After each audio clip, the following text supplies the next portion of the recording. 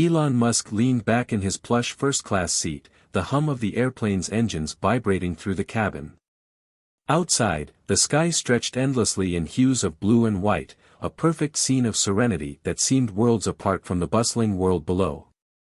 He had seen much more chaotic moments in his life, rockets exploding, business deals falling apart, and moments of personal doubt.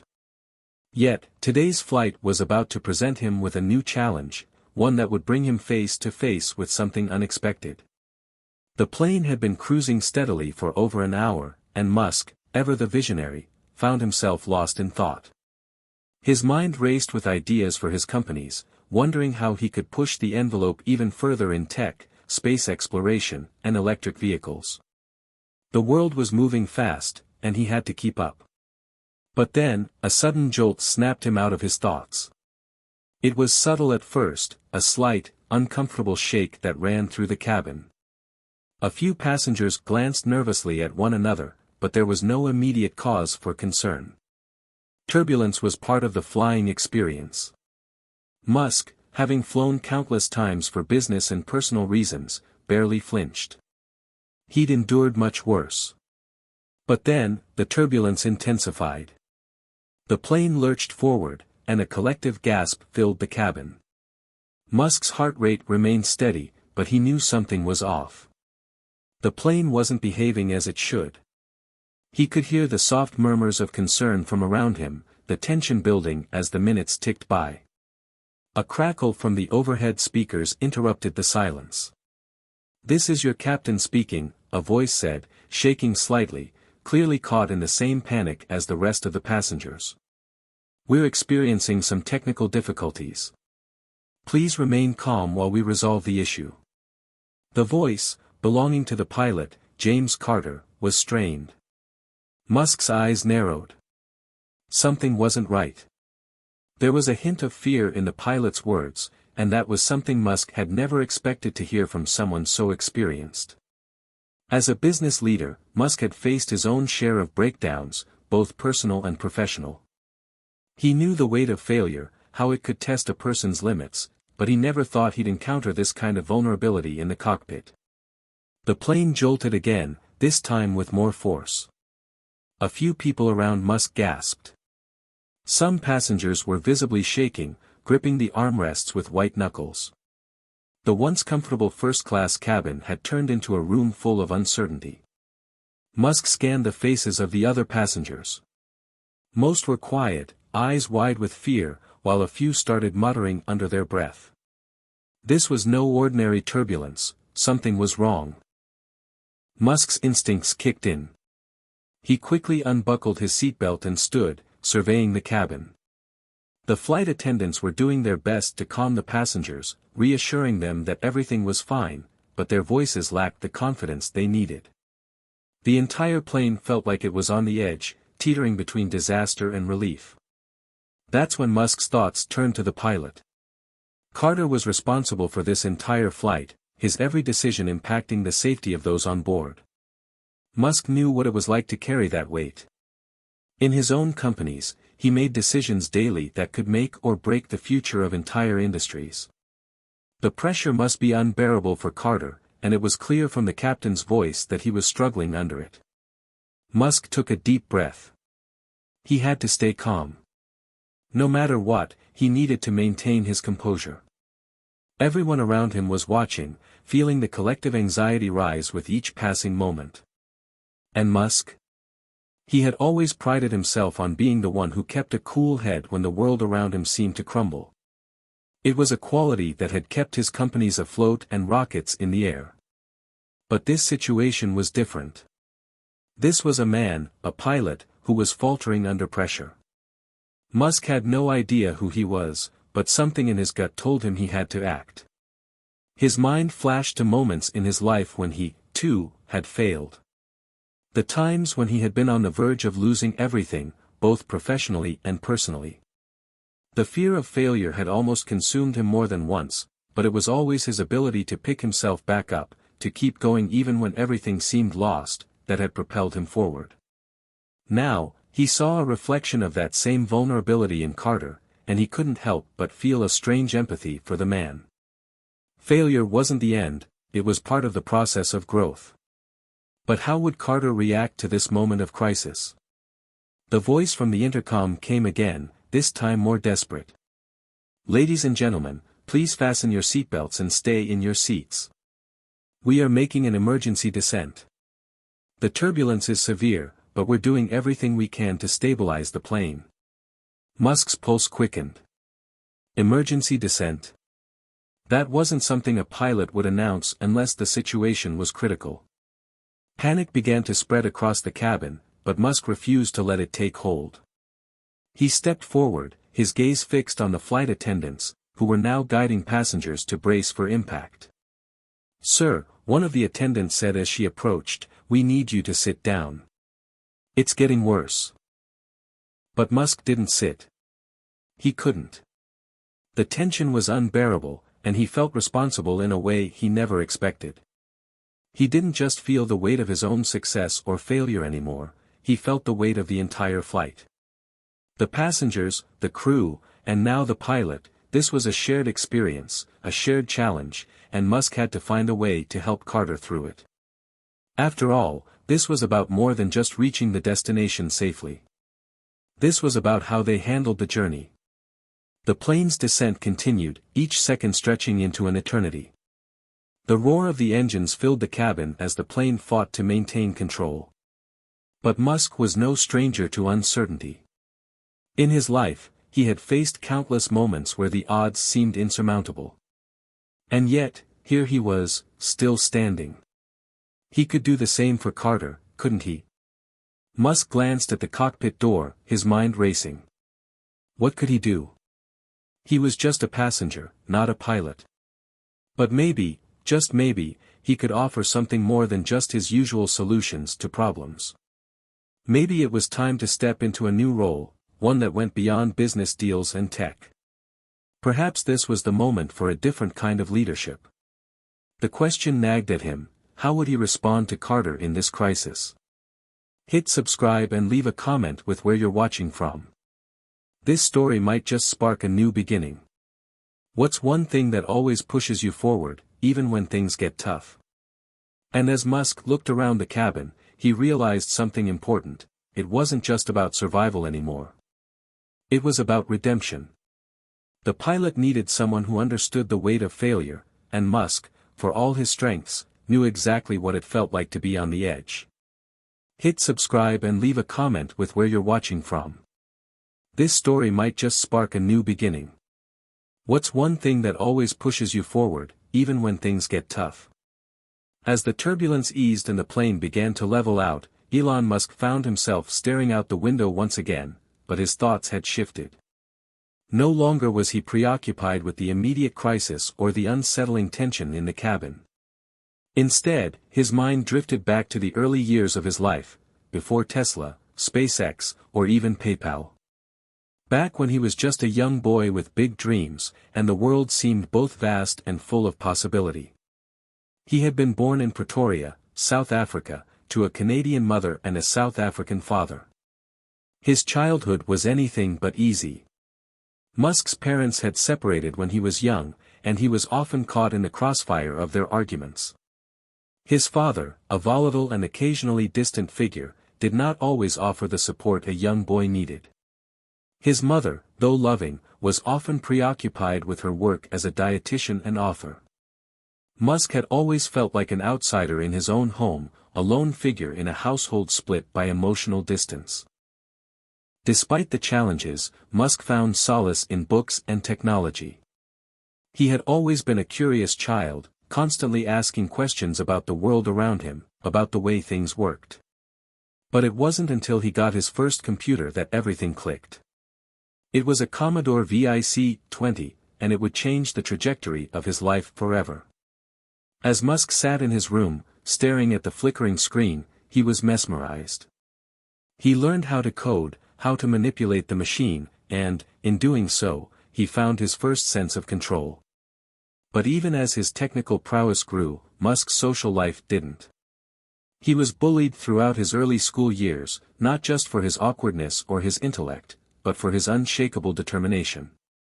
His classmates didn't understand his obsession with technology and space. To them, he was the odd one out, a kid who didn't fit in and didn't care to. Still, Musk didn't let their taunts break him. He channeled his frustration into his work. His teenage years were defined by long hours in front of computers, reading everything he could about physics, engineering, and space. These were his true passions. Space, in particular, became Musk's obsession. He devoured books about the universe, reading about scientists like Carl Sagan, and dreaming of the day when humans would one day explore other planets. Musk's world was forever altered when he left South Africa for Canada at the age of 17. He had grown tired of the tension in his family and the narrow-mindedness of the school system in South Africa. He saw a future in America, a place where he could build something bigger, something meaningful. After completing 2 years at Queen's University in Ontario, Musk transferred to the University of Pennsylvania in the United States, where he studied physics and economics. It was here that Musk first saw the opportunity to change the world. He was no longer the outsider, the awkward, bullied boy. In the bustling streets of Philadelphia, he found his voice, his purpose. He began to think not just about the future of technology, but the future of humanity. The world, he believed, needed new ideas and new systems to overcome its greatest challenges, sustainability, energy crises, and, ultimately, humanity's survival on Earth. After college, Musk ventured into the world of business, founding Zip2, a software company that helped newspapers get online. It sold for nearly $300 million, giving Musk the first taste of financial success. He then founded X.com, which later became PayPal, revolutionizing online payments. But it was only after PayPal's acquisition by eBay for $1.5 billion that Musk took his biggest leap. His vision for the future became clearer, and the path forward seemed inevitable. He poured his earnings into his next big dream, SpaceX. Musk wasn't just trying to build a company, he was trying to build a legacy. He believed that humanity's future lay in the stars, and he would stop at nothing to make that dream a reality. But as Musk's success grew, so did the pressure. With each new venture, there came new challenges, new obstacles. Tesla's development faced skepticism, with many people doubting that electric vehicles could ever become mainstream. SpaceX encountered failure after failure, with rockets exploding and deadlines slipping by. But through it all, Musk's determination remained unshaken. The critics didn't faze him. He would sacrifice everything, his money, his reputation, his personal life, for his vision. Musk had often reflected on his early years and the lessons he'd learned from his parents. He had inherited a relentless drive from his father, a man who was brilliant in his own way but also emotionally distant. From his mother, Musk had learned the value of hard work and resilience, though he had never been able to reconcile their strained relationship. His childhood had taught him that the world wouldn't hand him anything, and that to get ahead, he would need to push himself harder than anyone else. In many ways, Musk's success was a product of his past. His early struggles with loneliness, bullying, and familial conflict had shaped the man he had become. He learned early on that failure wasn't something to fear, it was something to overcome. And that determination had propelled him to where he was today, the CEO of Tesla and SpaceX, a visionary, a maverick, and someone who was more than capable of handling a difficult situation on a plane. Yet, despite all his achievements, Musk couldn't help but feel a deep sense of emptiness sometimes. The more success he attained, the more isolated he became.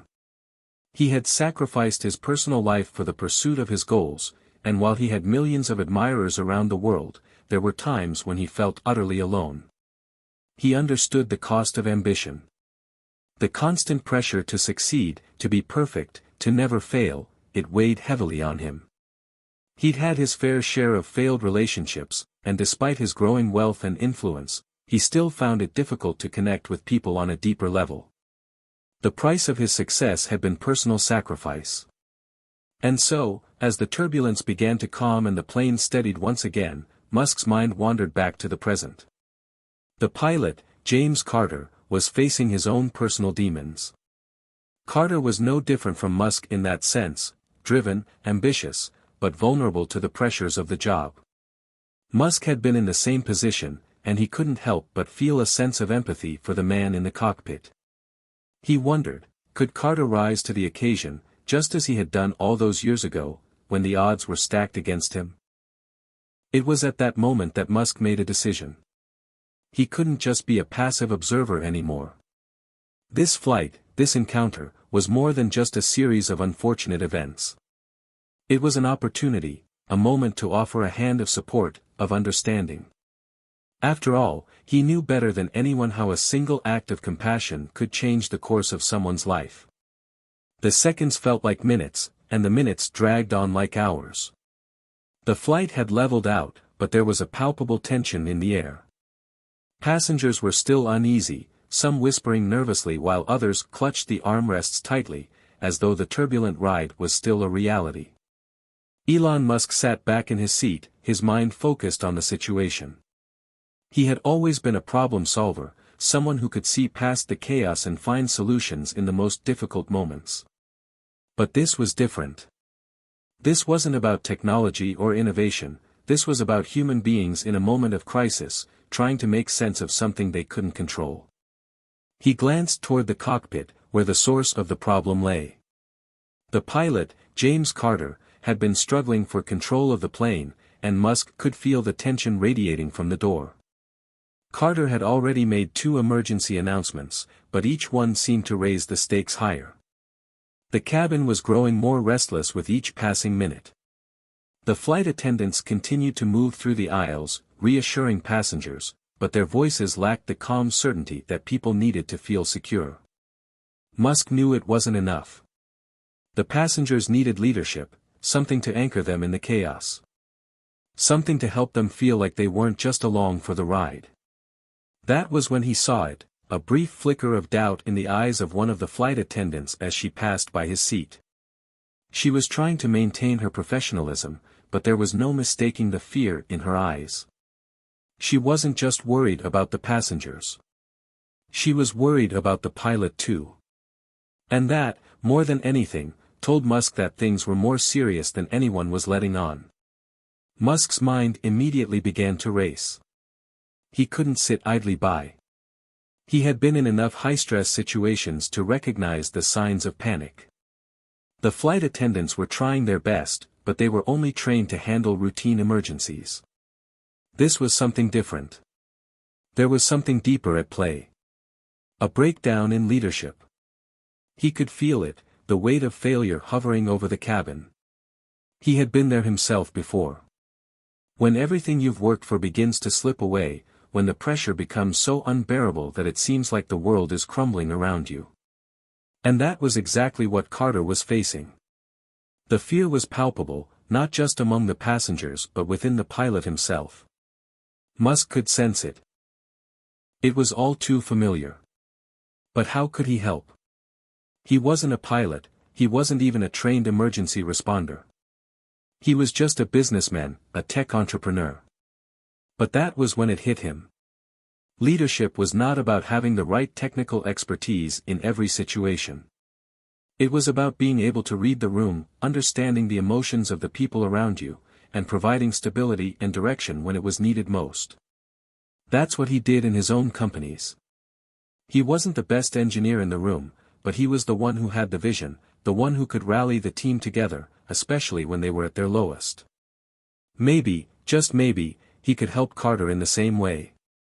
Musk got up from his seat, his movements calm and deliberate, masking the unease that had begun to creep into his own chest. He wasn't sure what he could do, but he knew he couldn't just sit there. The plane was in crisis, and his mind was already formulating a plan. He walked up the aisle, ignoring the stares of passengers who were still murmuring nervously among themselves. They were looking for someone to take charge, to tell them what to do. Musk wasn't sure he could do that for all of them, but he could start with Carter. If he could just get to the cockpit and speak to the man, maybe he could calm him down, offer him the support he needed to regain control. They weren't just flying through the air, they were flying through a storm, both literal and emotional. Musk reached the cockpit door, but as he laid his hand on the cold metal handle, something stopped him. He paused for a moment, aware of how close he was to crossing a line. The cockpit was a sacred space for pilots, a domain that was strictly off-limits to passengers. He had no right to be here, especially in such a delicate situation. But then again, he had always been a man who didn't follow the rules when he thought they stood in the way of progress. A voice came from behind him. It was the flight attendant he had noticed earlier, the one whose eyes had given away her fear. "Mr. Musk," she said, her voice shaking, "you can't go in there. The captain, he's not well." Musk turned to face her, his gaze steady. "I know," he said softly. "But I might be able to help." The attendant hesitated for a moment, her eyes searching his face. She didn't know him personally, but there was something about the way he spoke, the calm authority he carried. She'd heard the name Elon Musk before, of course, everyone had.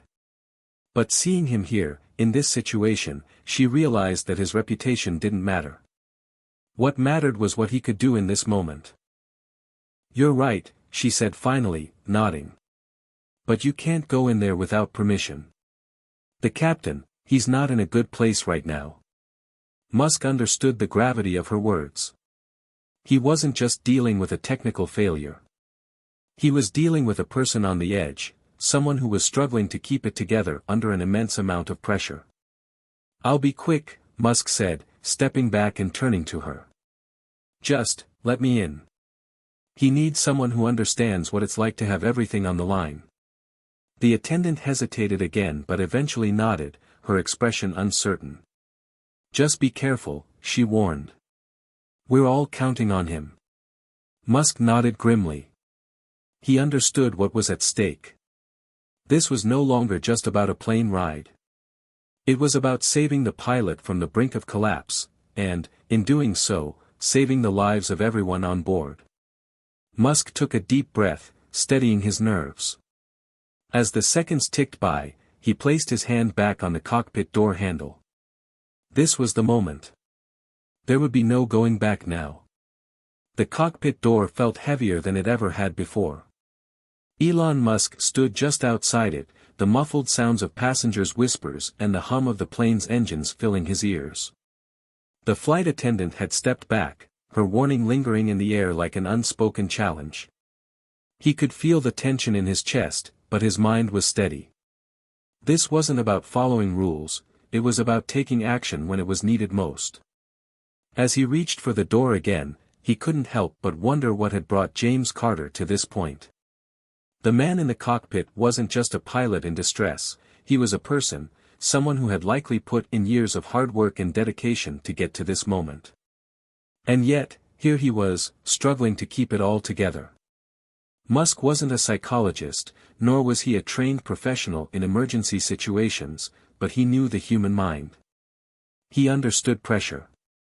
He understood what it was like to feel like you were carrying the weight of the world on your shoulders, to be in a situation where every decision felt like a matter of life and death. He'd been there many times before. The sleepless nights, the constant anxiety, the fears of failure. And while the stakes of this particular situation were different, the essence of it was the same. Carter was experiencing the crushing weight of his responsibility, just as Musk had experienced countless times during his career. In a strange way, Musk felt a connection to the pilot. He wasn't just a stranger in a cockpit. He was someone who, like Musk, had dreams, ambitions, and a vision. But unlike Musk, Carter didn't seem to have the support he needed to get through this moment. It was as though the very thing that had propelled him to become a pilot, the ambition, the drive, had become his greatest enemy. The door creaked open, and Musk stepped inside. The cockpit was smaller than he had imagined, with rows of buttons and flashing lights illuminating the dimly lit space. Carter was hunched over the controls, his hands gripping the yoke tightly, his forehead slick with sweat. His face was pale, and his eyes were glassy, as if he had been staring at the instruments for so long that they had started to blur together. When Musk entered, Carter didn't immediately look up. His focus was entirely on the task at hand, and his breath came in shallow, uneven gasps. "Mr. Carter," Musk said, his voice calm but firm, breaking through the tension in the air. Carter's eyes flickered toward Musk, his expression blank. He didn't seem surprised to see him, but there was a brief flash of confusion, followed by a flicker of annoyance. "What are you doing here?" he asked, his voice hoarse. "I'm here to help," Musk replied. His tone was soft but unwavering, the kind of voice that carried authority without being overbearing. "You don't have to do this alone." Carter's grip on the yoke tightened. His voice quivered slightly as he spoke again. "I'm fine.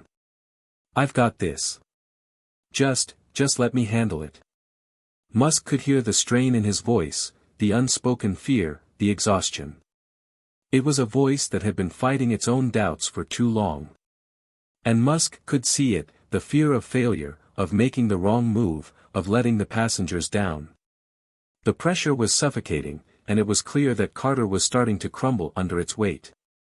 "You're not fine," Musk said softly, taking a step closer. "I get it. I've been in situations like this before. And I know what it feels like when you're at the edge, when you think you're about to lose control." Carter blinked rapidly, as though he were trying to clear his vision, trying to process Musk's words. I can't. I can't mess this up," he muttered, his hands trembling on the controls. Musk took a deep breath, stepping closer still. "You won't. But you have to trust yourself. You have to trust that you've been trained for this moment, that you have the skills to make it through." Carter's gaze flickered, and for the first time, Musk saw a trace of something other than fear, self-doubt, maybe, but also something deeper. It was the faintest glimmer of hope, a spark that had been dimmed but not extinguished. "I've flown thousands of hours. I've trained for emergencies. But this is different," Carter whispered, his voice breaking. "I don't know if I can." Musk placed a hand on Carter's shoulder, a simple gesture, but one that conveyed a sense of solidarity. "Listen to me," he said firmly. "You're not alone in this. We're all in this together. You've got the experience. You've got the training. And more importantly, you've got the heart to do this." There was a long silence between them, as Carter took a shaky breath, his eyes locked on the controls.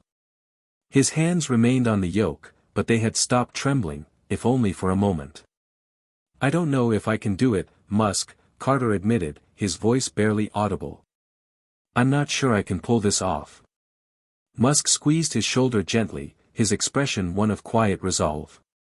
"You can. You just need to trust yourself. I'm right here with you, and you're not alone." Carter blinked once, twice, his eyes welling up with a mix of exhaustion and something deeper, gratefulness, perhaps. And then, after a long pause, he nodded. "Okay," Carter whispered, his voice barely more than a breath. "Okay. Let's do it." The words hung in the air like a silent pact. They were both in this together. Carter's hands, which had once trembled, were now steady as he gripped the yoke again, his focus sharpening. It wasn't just the technical skills that mattered now, it was the will to push forward, to rise above the fear and self-doubt. Musk stepped back, giving Carter the space he needed to regain control. The man wasn't alone anymore, not in the truest sense. For the first time in what felt like hours, there was a sense of calm, a sense of hope, and the knowledge that they could make it through this. The plane was still in the sky, still soaring above the clouds, but for the first time in what felt like an eternity, both men knew they had a chance. The air in the cockpit felt charged.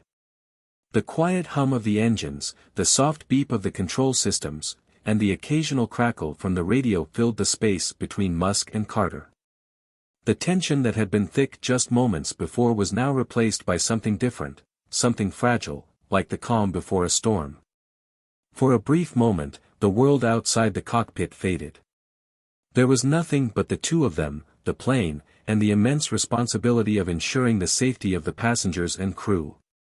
The weight of it was heavy, but for the first time, Carter's grip on the yoke had softened, and there was a noticeable change in his posture. It wasn't much, just a slight shift, but it was enough to tell Musk that the pilot was finding his footing again.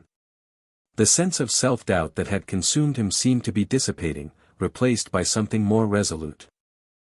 Musk remained silent, standing back but watching closely, giving Carter the space he needed to regain control of the situation.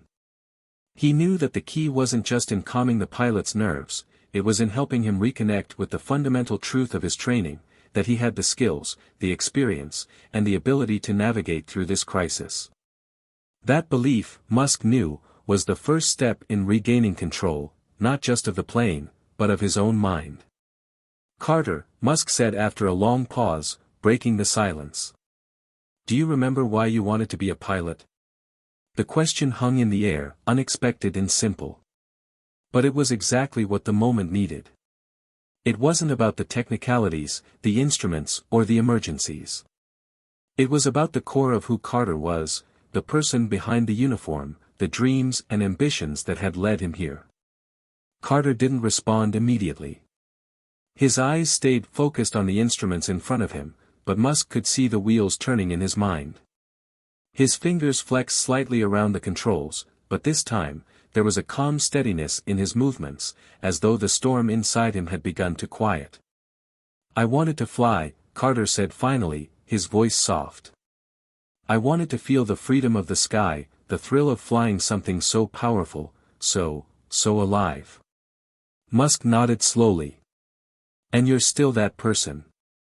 The one who took those first steps into the cockpit, ready to face the unknown. You're still that pilot."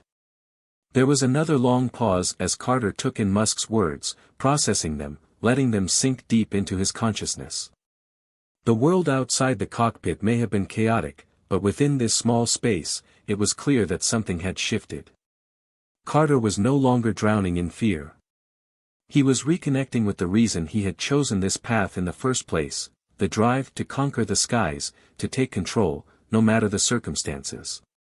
The radio crackled to life, a voice cutting through the silence. "Delta 217, do you copy?" Musk and Carter both turned toward the radio. The voice came from air traffic control, and the moment was a reminder of the world beyond this cockpit, of the people depending on them to make it through the storm. Musk took a step back as Carter picked up the microphone, his hand no longer trembling. "This is Delta 217. We copy. Go ahead." The voice from air traffic control was steady, though there was a note of urgency. "We have you on radar. We're monitoring your flight, and we're ready to provide assistance if you need it. Can you confirm your altitude and position?" Carter's voice was firm as he responded, "Altitude is 35,000 feet, and we're currently heading west. I'm in control now. Thank you for your help." The clarity in Carter's voice was like a breath of fresh air. For the first time, he sounded like the pilot he was supposed to be, confident, in charge, and fully aware of the situation. There was no longer a sense of panic in his words, he was taking responsibility. The shift was profound. Musk stood quietly by, his heart beating a little faster, but in a different way. This wasn't a moment of triumph for him, it was a moment of shared victory. Carter had found his footing again, and the plane was beginning its slow journey back to stability. For a brief moment, Musk allowed himself to feel the weight of the situation, to take in the magnitude of the crisis they had just faced. But the feeling didn't last long. There was still much to be done. Still much to repair. The plane had not yet reached its final destination, and the uncertainty was still there, hanging in the air. But it was different now. They had weathered the storm together. Carter turned his head slightly, meeting Musk's eyes for the first time since he had entered the cockpit. There was a flicker of gratitude in his gaze, something that transcended words. "Thank you," Carter said quietly. I don't know what would have happened if you hadn't been here." Musk gave a small, reassuring smile. "You did it. You're the one who took control. I just reminded you of what you already knew." Carter nodded, his eyes clearing, his expression softening. "Yeah. I guess. I guess I just needed someone to remind me. The truth of those words hung in the air between them. Sometimes, all it took was someone to help you see yourself clearly again. To remind you of your strengths, your abilities, and the reasons you began this journey in the first place. As the plane continued its steady course, Musk felt a wave of relief wash over him. He knew the journey wasn't over, there would still be obstacles to overcome, challenges to face, but for now, they had found a way through the storm. And that, Musk thought, was something worth celebrating. The sound of the engines hummed steadily, like a heartbeat, as the plane flew through the sky. The turbulence that had once felt unbearable had now softened into a gentle rocking, almost as if the plane itself was beginning to settle, just like the two men in the cockpit. The once overwhelming tension that had filled the air between Musk and Carter had been replaced by something far quieter, a sense of purpose. Musk stood at the back of the cockpit, watching Carter intently as he worked. The man was still at the controls, still guiding the plane through the skies, but now, his movements were deliberate, measured. His grip on the yoke was firm, but there was a softness in his posture, a sense of quiet confidence that had been missing before. For the first time in what felt like hours, Musk allowed himself to take a deep breath. It was one of those rare moments when you realize that the storm you thought would tear you apart has passed, and all that remains is the calm after the chaos. Carter glanced up at Musk, the ghost of a smile crossing his face. There was no need for words in that moment, everything had already been said. Musk had come in at the right time, offering the kind of support that only someone who had been through similar struggles could understand. Now, Carter was in control. Now, he was no longer just the man on the other side of the cockpit, he was the pilot again. Altitude steady, Carter reported, his voice no longer quivering but strong and confident. Heading toward a new flight path. We should be able to get back on track soon. Musk nodded, his eyes flickering briefly to the instruments as they confirmed what Carter had said. The plane, once a ship adrift in the storm, was now sailing toward calmer skies. It was a small victory, but in a moment like this, even small victories felt monumental. The radio crackled again, bringing them back to the reality of the situation. Delta 217, we're seeing your new flight path. You're clear to continue your route. Weather conditions ahead are stable. Proceed as planned. Thank you, Tower, Carter responded, his voice clear and unshaken. We'll continue the course. There it was. The acknowledgement of the journey they had all just undertaken together.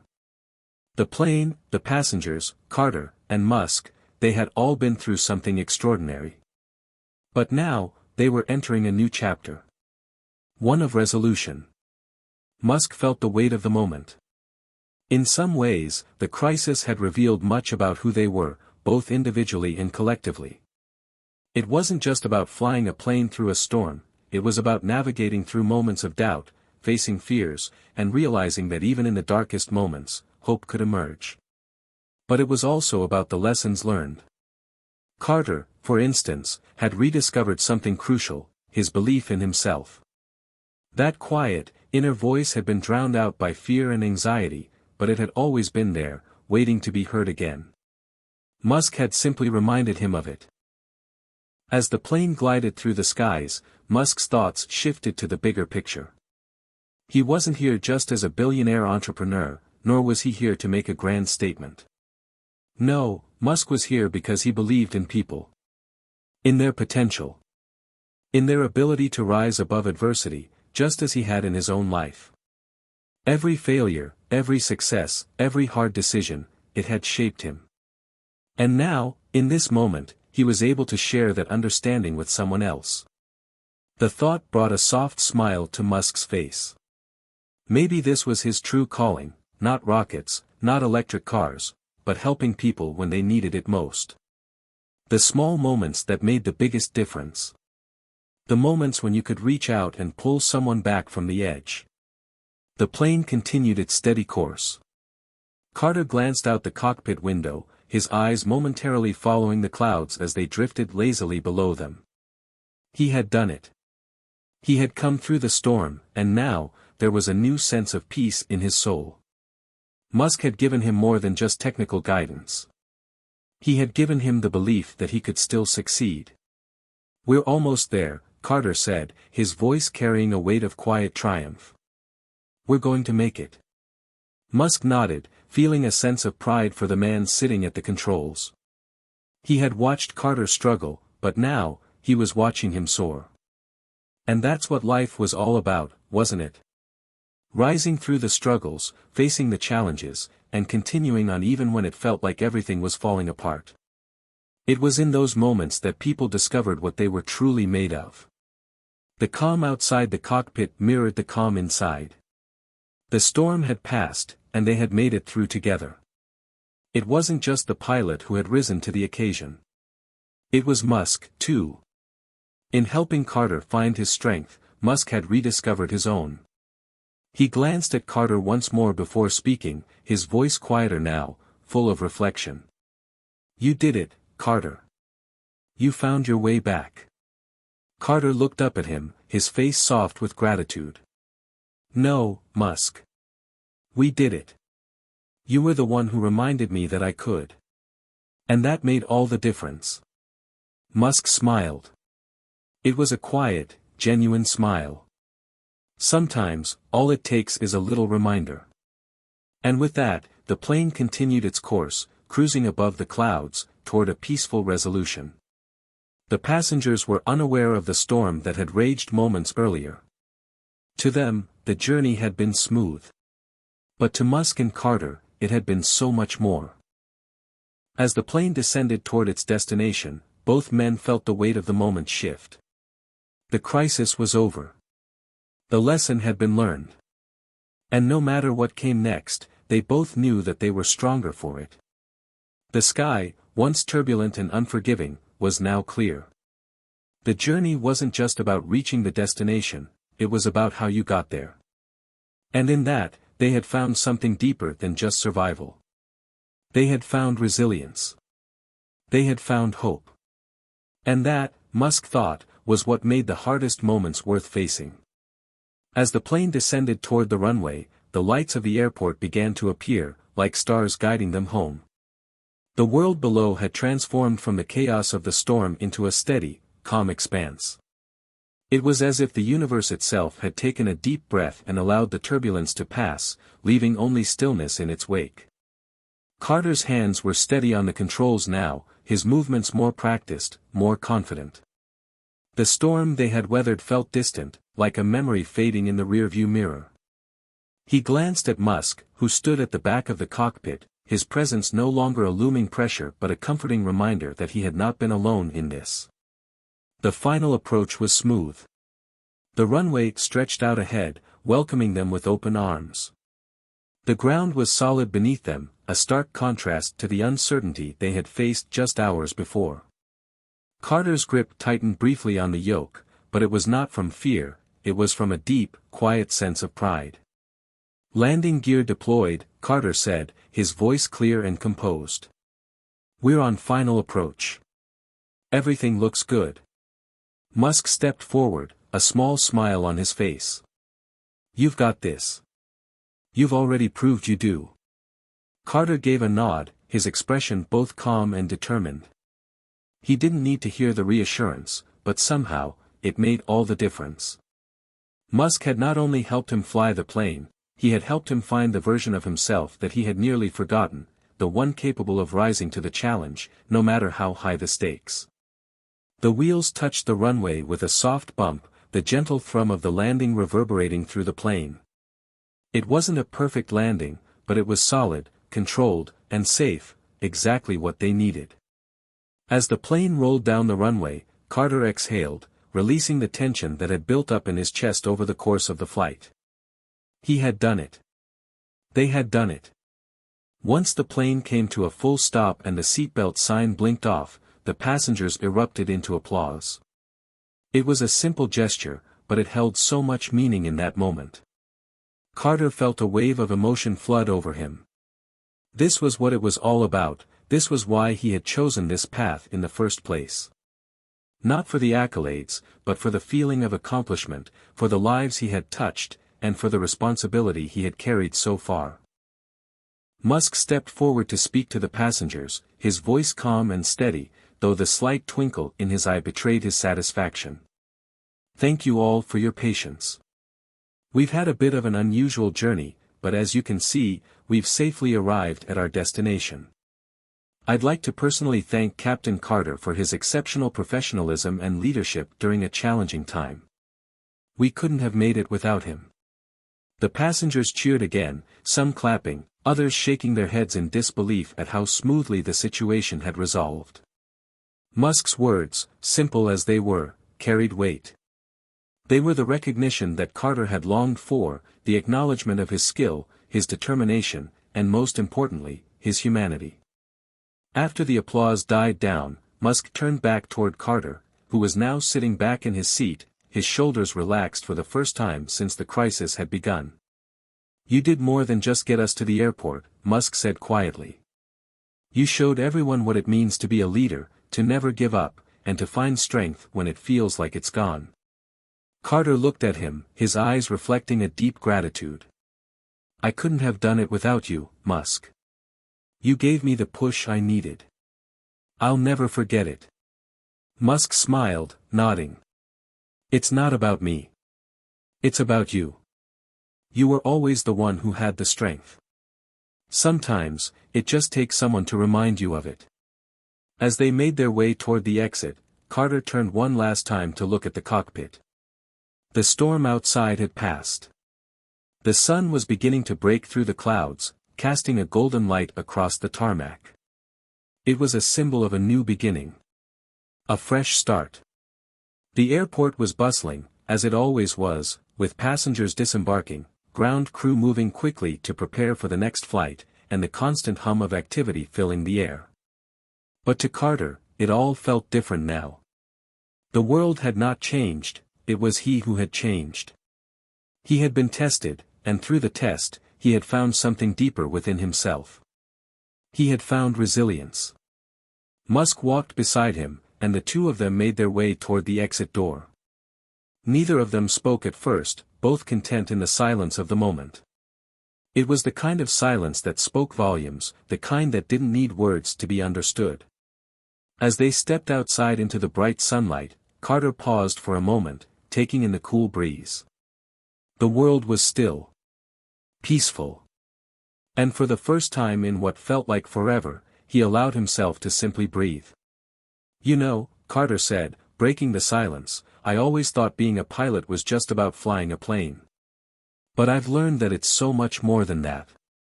It's about responsibility. It's about being able to stand up when it's the hardest thing to do. It's about being ready for whatever comes next." Musk nodded, his gaze softening. "And you're ready, Carter. You proved it today." For a moment, Carter smiled, a sense of calm washing over him. He had made it through. Not just the flight, but the storm inside himself. He had weathered both. And now, he was ready to face whatever came next.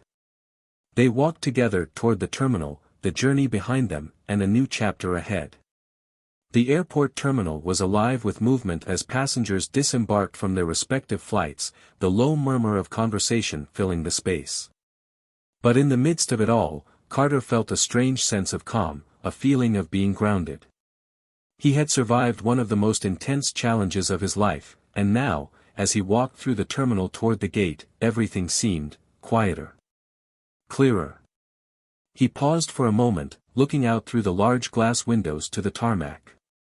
The plane he had just landed was now parked on the runway, a silent monument to the struggle they had all overcome.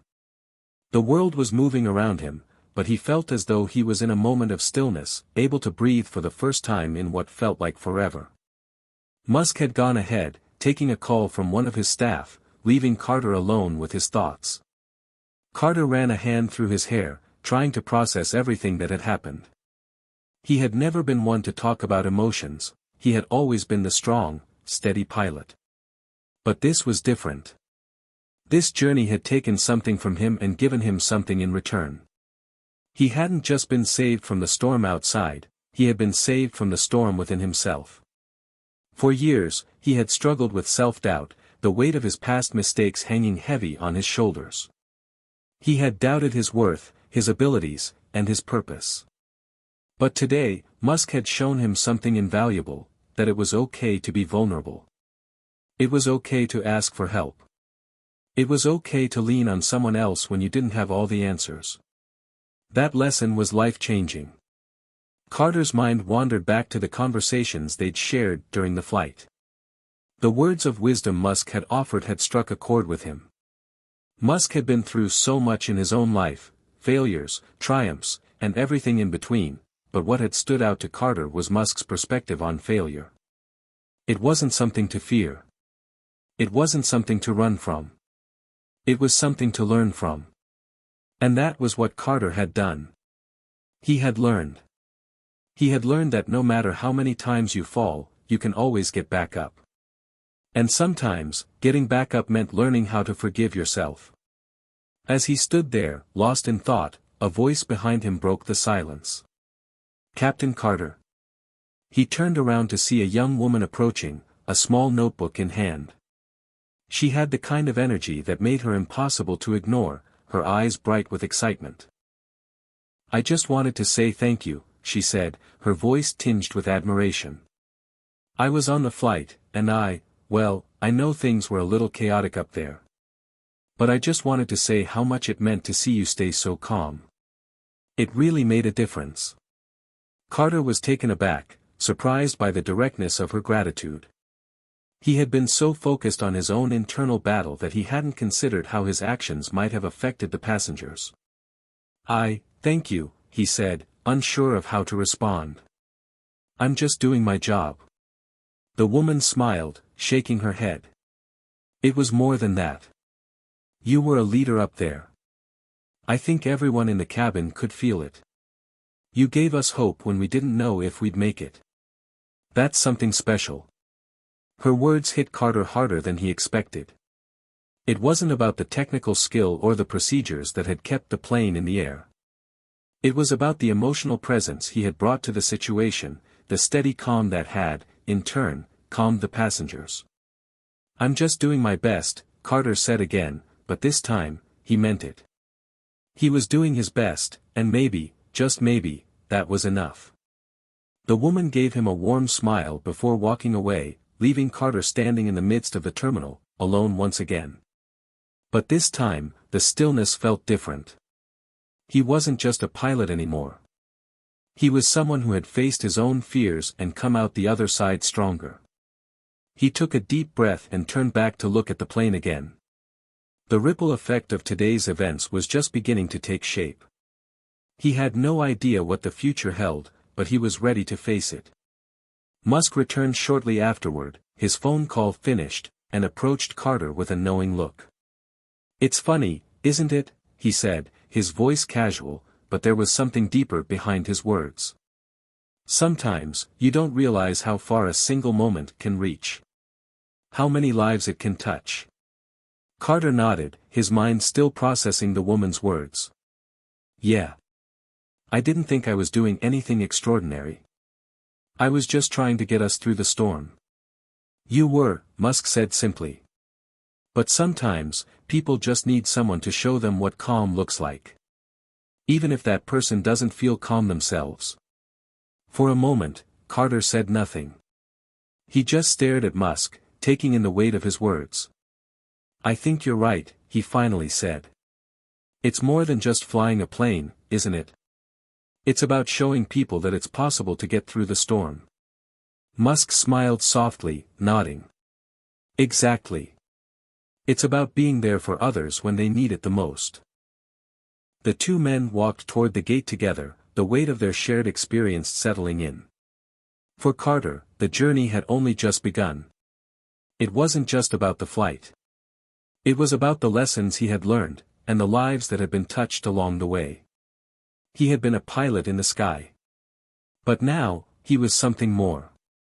He was someone who had the power to make a difference, no matter how small the gesture. And as he walked into the terminal, he realized something else: he was ready for whatever came next.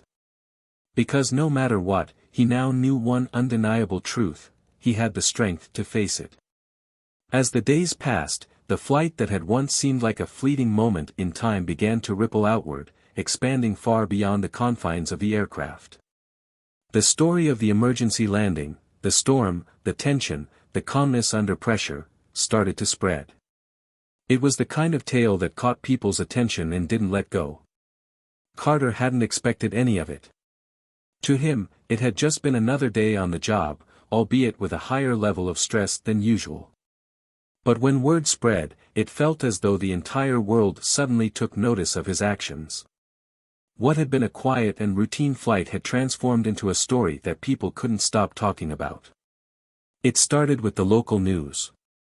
A segment ran about the heroic actions of a pilot who had kept his cool during an emergency. Interviews from passengers and the crew were aired, with several people praising Carter's ability to remain composed, even when the odds seemed stacked against them. The broadcast also featured a snippet of Musk's endorsement, where he had praised Carter's leadership and decision-making under pressure. That was all it took.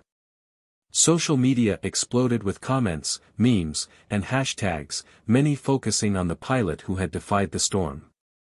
Hashtag Captain Carter trended for days, and soon, his name was being shared by everyone from aviation enthusiasts to everyday citizens. Carter had been preparing for his next shift and his phone buzzed with a text. It was from his mother. "You've been mentioned on the news, hon, everyone's talking about how brave you were." He couldn't help but smile at the message. It wasn't that he was uncomfortable with praise, but he had always preferred staying out of the limelight. His job, his identity, had always been about the plane, the skies, and the passengers, not about being a hero. But now, that was changing. Later that day, a few members of his crew approached him in the break room, their eyes filled with admiration. "Captain, I just wanted to say, we've been hearing a lot of people talk about that landing.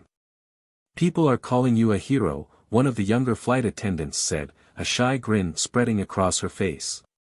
"You're getting a lot of attention for it." Carter shook his head, feeling the weight of the praise settle uncomfortably on his shoulders. "I'm just doing my job," he said, but the words felt hollow. He didn't feel like a hero, he just felt like a guy who had been in the right place at the right time. The flight attendants exchanged knowing glances, but said nothing further. They could see the modesty in his eyes.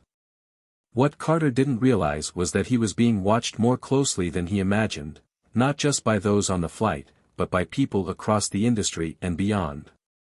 Meanwhile, Musk had been busy too.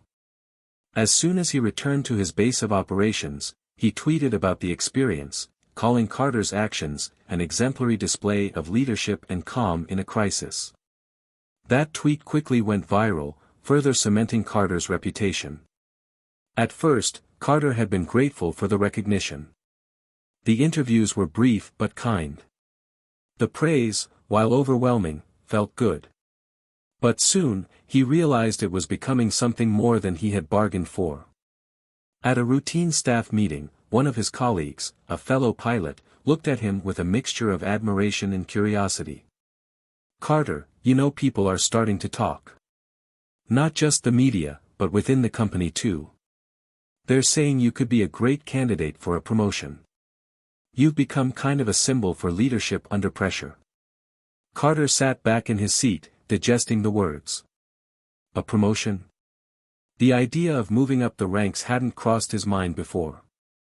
He'd been content just being a pilot, flying under the radar, doing his job and going home at the end of the day. But now, suddenly, he was the center of attention, not just among his peers but also among the people who ran the airline. "I don't know if I'm ready for that," Carter said, his voice tinged with uncertainty. "I've always kept my head down and focused on flying. I didn't ask for all this." His colleague, a more seasoned pilot named Roger, shrugged. "Sometimes, you don't get to choose when the spotlight finds you. But that doesn't mean you can't use it to your advantage. People are taking notice. There's potential for more opportunities here, Carter. You've got something they want."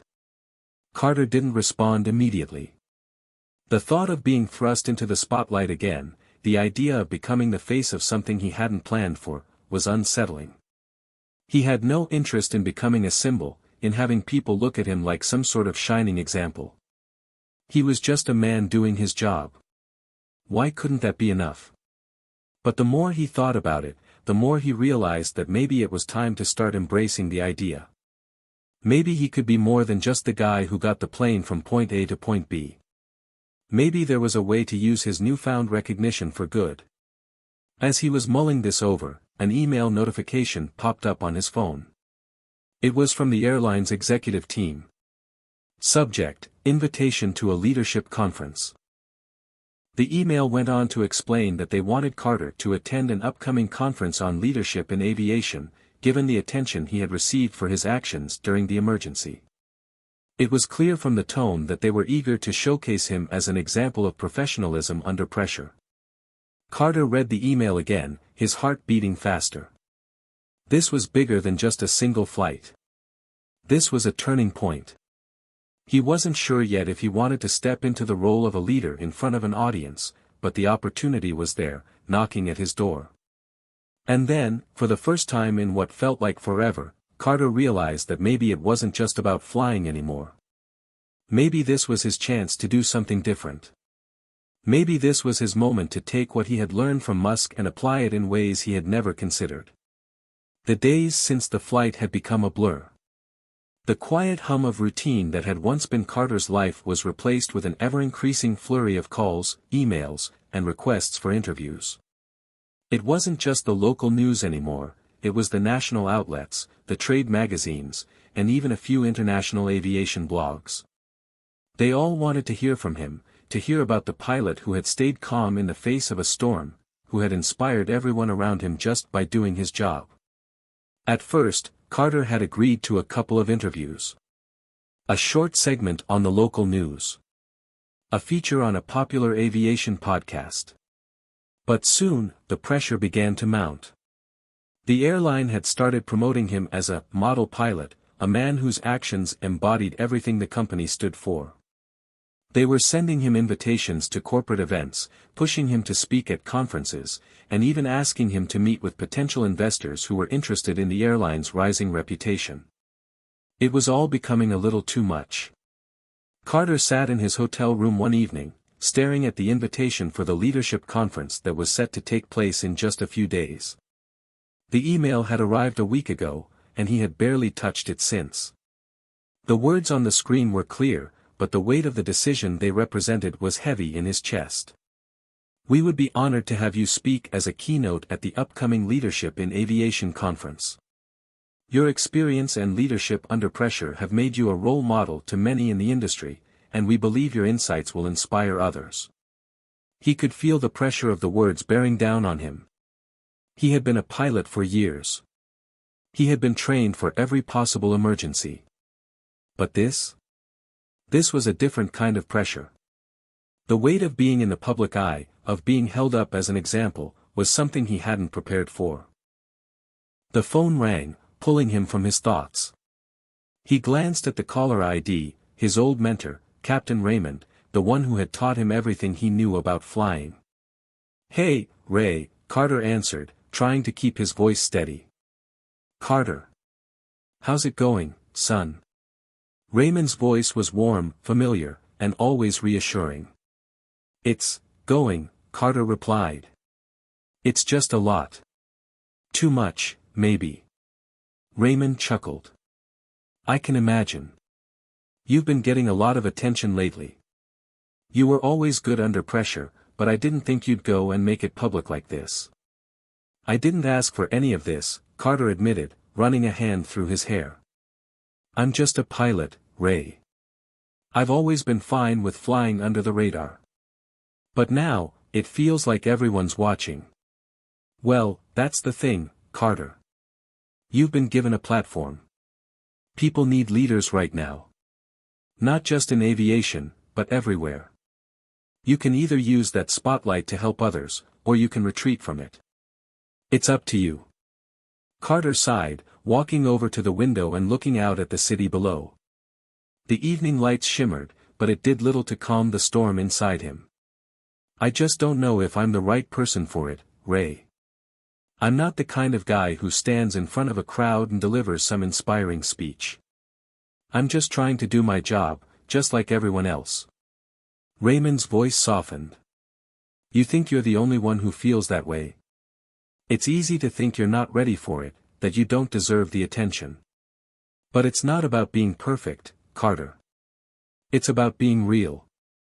People don't need a polished hero, they need someone who's been through the fire, someone who can show them that they can get through it too. Carter paused, considering Raymond's words. But what if I mess up? What if I say the wrong thing or stumble over my words? That's exactly why you're the right person for this, Raymond said, his voice steady and confident. Because you're human, and people will connect with that. They want to hear the real story, not some scripted speech. Be honest. Be you. The conversation ended soon after, but Carter's mind was buzzing. He had always admired Raymond's ability to inspire without pretense, to lead with humility and grace. Maybe it was time to stop running from the responsibility that had come his way and step up. Maybe he had something valuable to offer after all. But as he prepared for the upcoming conference, a new wave of anxiety hit him. He had always been good in the cockpit, calm and decisive in moments of crisis. But this was different. This was an arena where his words and actions would be dissected by thousands of people. His every move would be scrutinized. The day of the conference arrived, and Carter found himself backstage, waiting for his turn to speak. The room was buzzing with anticipation, filled with aviation professionals, media personnel, and industry leaders. The air was thick with excitement and nervous energy. Carter could feel the weight of the moment. He had spent hours rehearsing his speech, making sure he didn't forget the key points he wanted to share. But now, standing there, the notes seemed distant, almost irrelevant. What could he say that hadn't already been said about that flight? What could he offer these people that would resonate? As his name was called, Carter took a deep breath and walked onto the stage. The spotlight hit him immediately, and for a moment, the world seemed to shrink around him. He could hear the rustle of papers in the audience, the shuffle of shoes on the floor, and the steady hum of the air conditioning. Good afternoon, he began, his voice slightly shaky, but he pushed through. I'm not here to talk about how I kept a plane in the air or how we made it through a storm. I'm here because of something I've learned. Something that took me years to understand. He paused for a moment, allowing the audience to settle. His nerves were starting to subside, replaced by a quiet confidence. He wasn't here to impress anyone. He was here to share a lesson that had changed his life, and he was going to do it his way. It's easy to think that leadership is about being perfect, he continued. It's easy to think it's about having all the answers, being calm all the time, and knowing exactly what to do. But the truth is, leadership is about being real. It's about being vulnerable, about admitting when you don't have all the answers, and about asking for help when you need it. The room fell silent, and Carter felt the weight of his words. This wasn't a scripted speech. This was the truth. For years, I thought I had to do it all myself. But the truth is, we can't do it alone. We need each other. We need to trust each other. And when we do, we become stronger, together. As the last words left his lips, Carter felt a sense of relief. He hadn't stumbled. He hadn't needed to be perfect. He had been himself, and that was enough. The audience erupted in applause, and for the first time in days, Carter felt a sense of clarity. He didn't have to be a superhero. He just had to be Carter, real, flawed, and willing to learn. Hit subscribe and leave a comment with where you're watching from. This story might just spark a new beginning. What's one thing that always pushes you forward, even when things get tough? The applause from the audience still echoed in Carter's mind as he stepped off the stage. The feeling of relief, of having finally spoken his truth, was overwhelming. But as the conference continued and the crowd dispersed, Carter couldn't shake the sense that this was just the beginning. Something had shifted. He was no longer just a pilot. He was becoming a symbol of calm, leadership, and resilience under pressure. And that was exactly what frightened him the most. He had always worked hard to keep his life simple. He loved flying, loved being in the air, but he never sought attention. He just wanted to do his job well and quietly go home afterward. But now, as his reputation spread, the demand for his time only grew. It wasn't just the airline anymore, it was other companies reaching out, eager to capitalize on his newfound fame. The very next day after the conference, Carter received another email. It was an invitation from a prestigious leadership program that wanted him to be a guest speaker at their upcoming event. They were offering him a substantial honorarium, the kind of money he hadn't made in a single appearance before.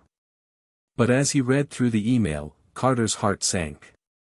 It wasn't the money that bothered him. It was the expectation. They wanted him to speak about the same thing again, the same story of the flight, the same narrative of calm under fire, the same lessons of leadership. The story had become a brand. In the days that followed, Carter's calendar filled up with interviews, speaking engagements, and corporate events. He was now the face of what it meant to lead with composure, someone who could be called upon at a moment's notice to inspire others with his story. He had become something of a modern-day hero. But inside, Carter wasn't sure he was ready for the mantle.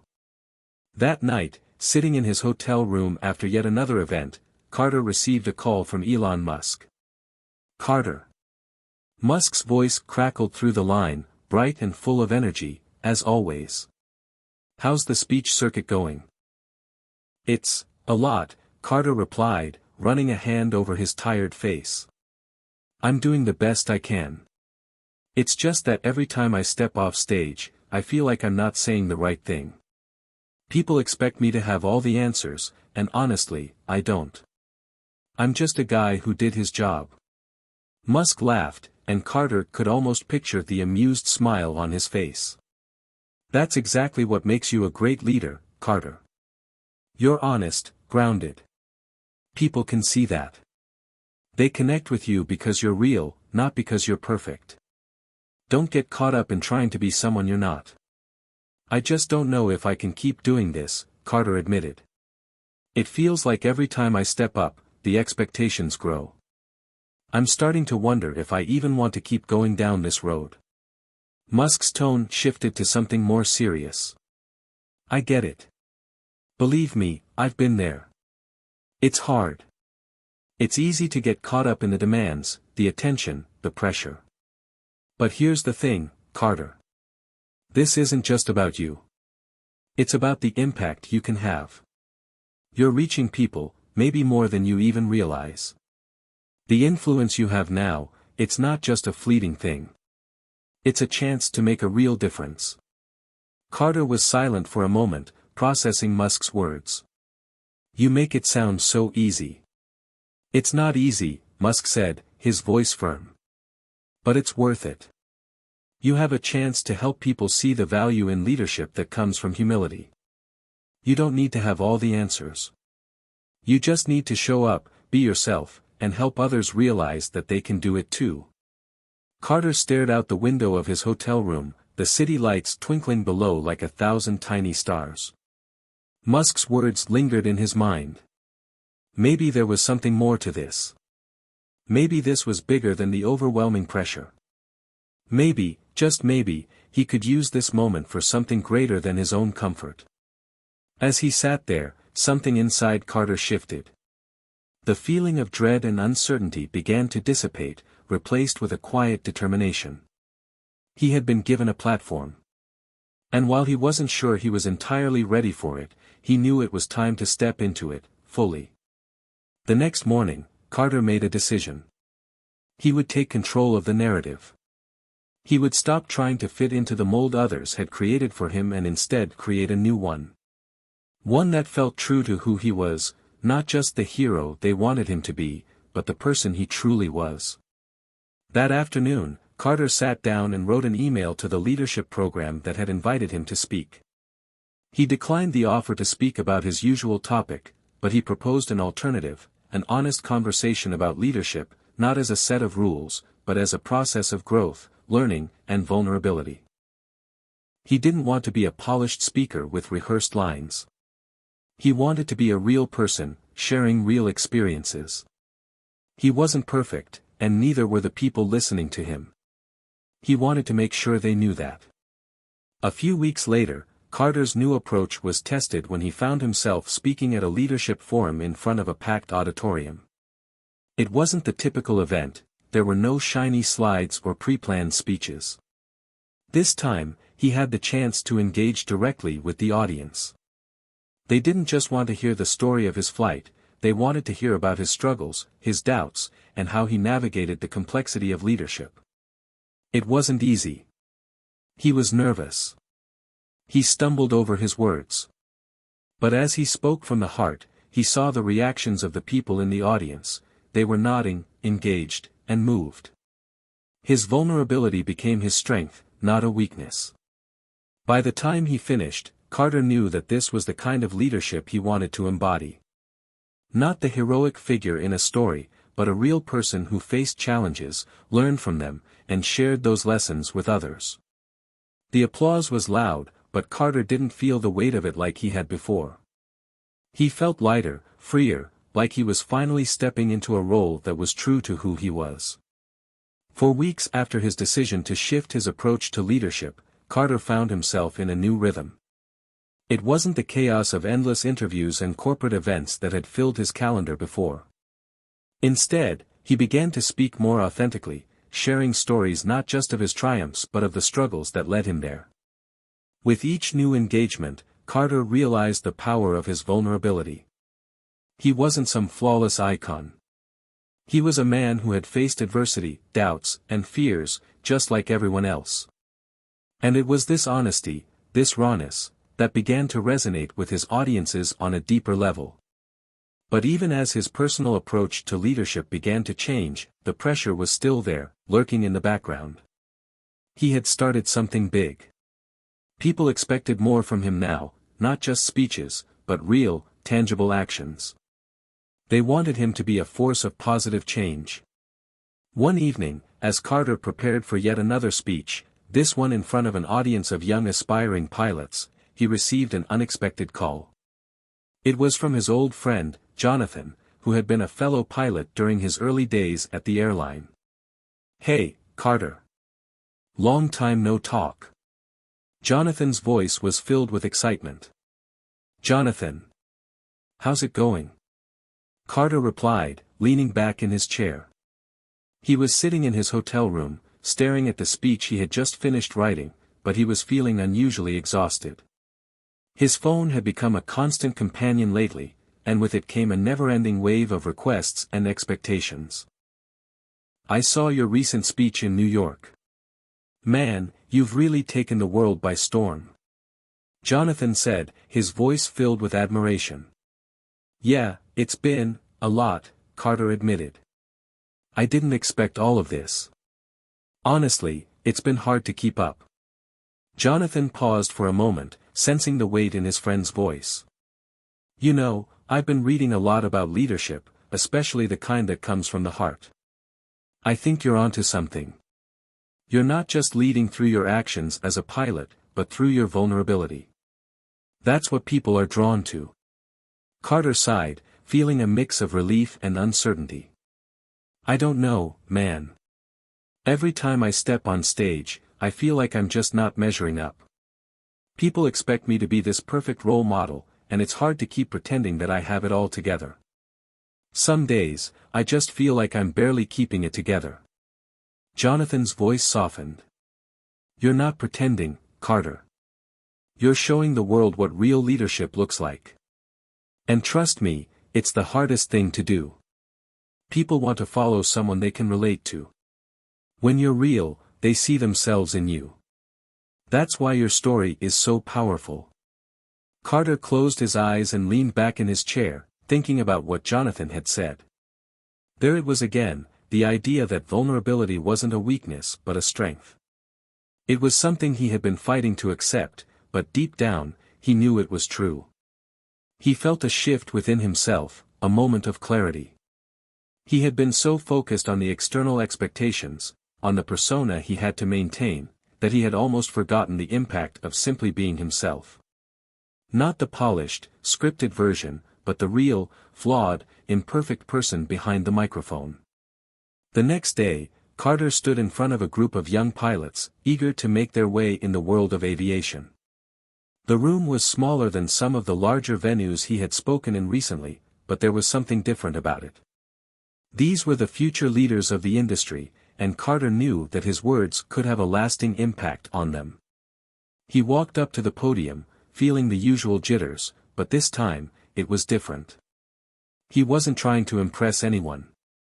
He wasn't here to deliver a perfect speech. He was here to have a conversation, one that could inspire and challenge these young pilots to see leadership in a new light. He cleared his throat, and the room fell silent. "I know some of you might be looking at me as a hero," Carter began, his voice steady but vulnerable. "Maybe you think I have all the answers, that I'm some kind of perfect pilot who knows exactly what to do in every situation. But that's not the case. I'm just like you." He paused, letting the words sink in. "I've been scared. I've been unsure. I've made mistakes. And sometimes, I've felt completely out of my depth. But what I've learned is that leadership isn't about being perfect. It's about showing up, even when you don't have all the answers.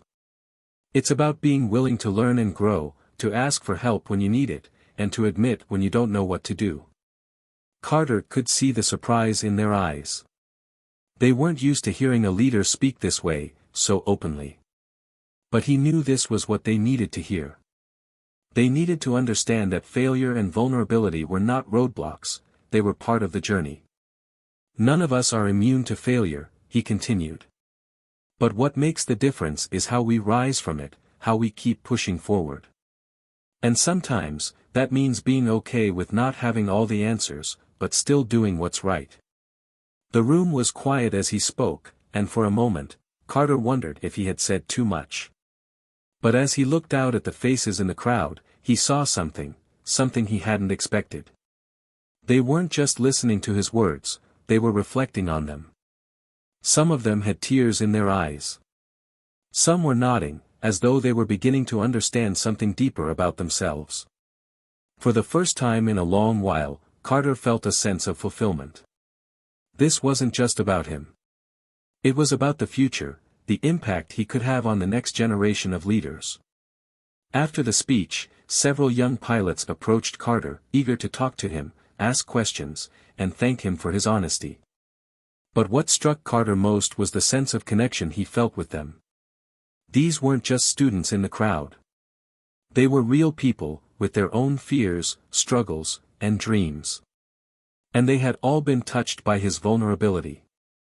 Later that evening, as he reflected on the day, Carter realized that something had changed within him. He had let go of the need to be perfect. He had embraced the power of vulnerability, and in doing so, he had connected with others on a deeper level. It wasn't about how many speeches he gave or how much attention he got. It was about making a difference, one person at a time. The days following his speech to the young pilots were some of the best he'd had in months. Carter felt an unprecedented sense of fulfillment. His new approach to leadership, based on authenticity and vulnerability, had begun to bear fruit. The emails and messages of appreciation poured in, and for the first time in a while, Carter felt at peace with his new role. But peace, as he soon realized, was fleeting. As Carter boarded a flight to his next speaking engagement, he couldn't shake the feeling that something wasn't right. The buzz from the speech had worn off, and the demands of his new life began to feel like a heavy weight on his shoulders. The exhaustion he had been suppressing for months finally started to catch up with him. He sat in the back of the plane, staring out the window at the ever-expanding landscape below. The soft hum of the engines was soothing, but his mind was in turmoil. What was he doing? Was this all worth it? He had worked so hard to build a career in aviation, only to see it overtaken by the pressures of fame and expectations. Carter had always prided himself on his ability to focus, to block out distractions and perform under pressure. But now, the distractions were suffocating him. Every conversation, every public appearance, every interview felt like a reminder that he wasn't just a pilot anymore. He was a symbol. A brand. And it wasn't just the public appearances that weighed on him. It was the people, the constant stream of emails, calls, and requests for his time. Everyone wanted a piece of him. He was being pulled in 100 different directions, and he wasn't sure where he belonged anymore. As the plane cruised toward its destination, Carter began to reflect on the things he had left behind.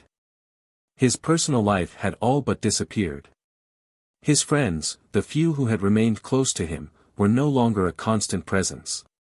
He had put so much of his energy into this new role, this new persona, that he had neglected the relationships that had once mattered most to him. The quiet moments he once cherished, the solitude that had once been his refuge, were now distant memories. Carter's phone buzzed in his pocket, snapping him out of his thoughts. It was a message from Elon Musk. "Carter, my friend. I saw the latest video of your speech. You're doing great, but don't let it consume you. Remember, you're not here to please everyone. You're here to live your truth. If that means stepping away for a bit, do it. Take care of yourself first. You can't pour from an empty cup." Carter read the message twice, the words sinking in deeply. He knew Musk was right, but he couldn't shake the gnawing feeling that he was losing himself in the process. The idea of stepping away felt like an impossible task. He had responsibilities now, commitments that would affect not only his career but also the lives of those around him. The plane touched down, and Carter mechanically made his way to his hotel. He had a dinner meeting scheduled with the organizers of his next speaking event, but as he walked through the lobby, something inside him snapped. He didn't want to go. He didn't want to give another speech, shake another hand, or answer another question about leadership. Not today. Maybe not ever again. He found a quiet corner of the hotel bar and sat down, his hands trembling as he picked up his phone. He wasn't sure what he was doing, but he couldn't shake the feeling that he needed to stop. To step back. To breathe. For the first time in a long time, Carter felt a wave of panic rise in his chest. Was he really doing the right thing? Had he let this new persona take over so completely that he was no longer in control? Had he lost the one thing that had always grounded him, his passion for flying? Back in his hotel room later that night, Carter struggled to fall asleep. His mind was racing, the weight of his decisions pressing heavily on him. It wasn't just the relentless schedule or the public appearances. It was the inner conflict, the battle between the person he was and the person everyone else expected him to be. He needed clarity. He needed space to think. The following morning, Carter made a difficult decision. He would cancel the upcoming events. He wasn't sure when he would return to the speaking circuit, but for now, he needed time to reconnect with himself. The idea of taking a break from everything felt terrifying, but deep down, he knew it was the only way to regain his sense of balance. He reached out to his agent and made the arrangements, then sent a message to Elon Musk, telling him about his decision. "Elon, I think I need to take a step back. I've been burning the candle at both ends, and I'm not sure who I'm becoming in the process. I've lost sight of what's really important. I just need some time to reset." Musk's reply was swift and supportive. "Carter, I get it. Sometimes, the most important thing you can do for yourself and the people around you is to take a step back. Don't worry about disappointing anyone. Focus on yourself, and when you're ready, you'll come back stronger." Carter stared at the message for a long time, feeling a sense of relief wash over him. It wasn't going to be easy, but this was the right choice. He needed to find his center again, to rediscover the part of himself that had been buried under the weight of expectations. As Carter boarded his flight back home a few days later, he couldn't help but reflect on the journey that had brought him here. He had come so far, too far, perhaps. His rise to prominence had been sudden, overwhelming, and intoxicating. But now, he knew he needed to reassess. He wasn't just a leader. He was a person with his own flaws, his own fears, and his own limits. And it was time to acknowledge them. Carter sat in his quiet, familiar apartment, the soft hum of the city outside reminding him that the world was still moving, even if he wasn't. The weight he had been carrying for months was gone, at least for now. He had taken a step back from his hectic schedule, and for the first time in ages, he could hear his own thoughts. It was strange, unsettling at first, but ultimately liberating. As he sipped his coffee, he looked out the window at the skyline, the early morning light casting long shadows on the streets below. Everything seemed still. Peaceful. Yet Carter knew that wasn't the truth. The stillness was only surface deep. Underneath, he was in turmoil, questioning everything he had been chasing. He had come so far from where he had started, an ambitious pilot with dreams bigger than his small hometown, fighting to be seen, to be heard. And now, here he was, having achieved more than he ever could have imagined. But at what cost?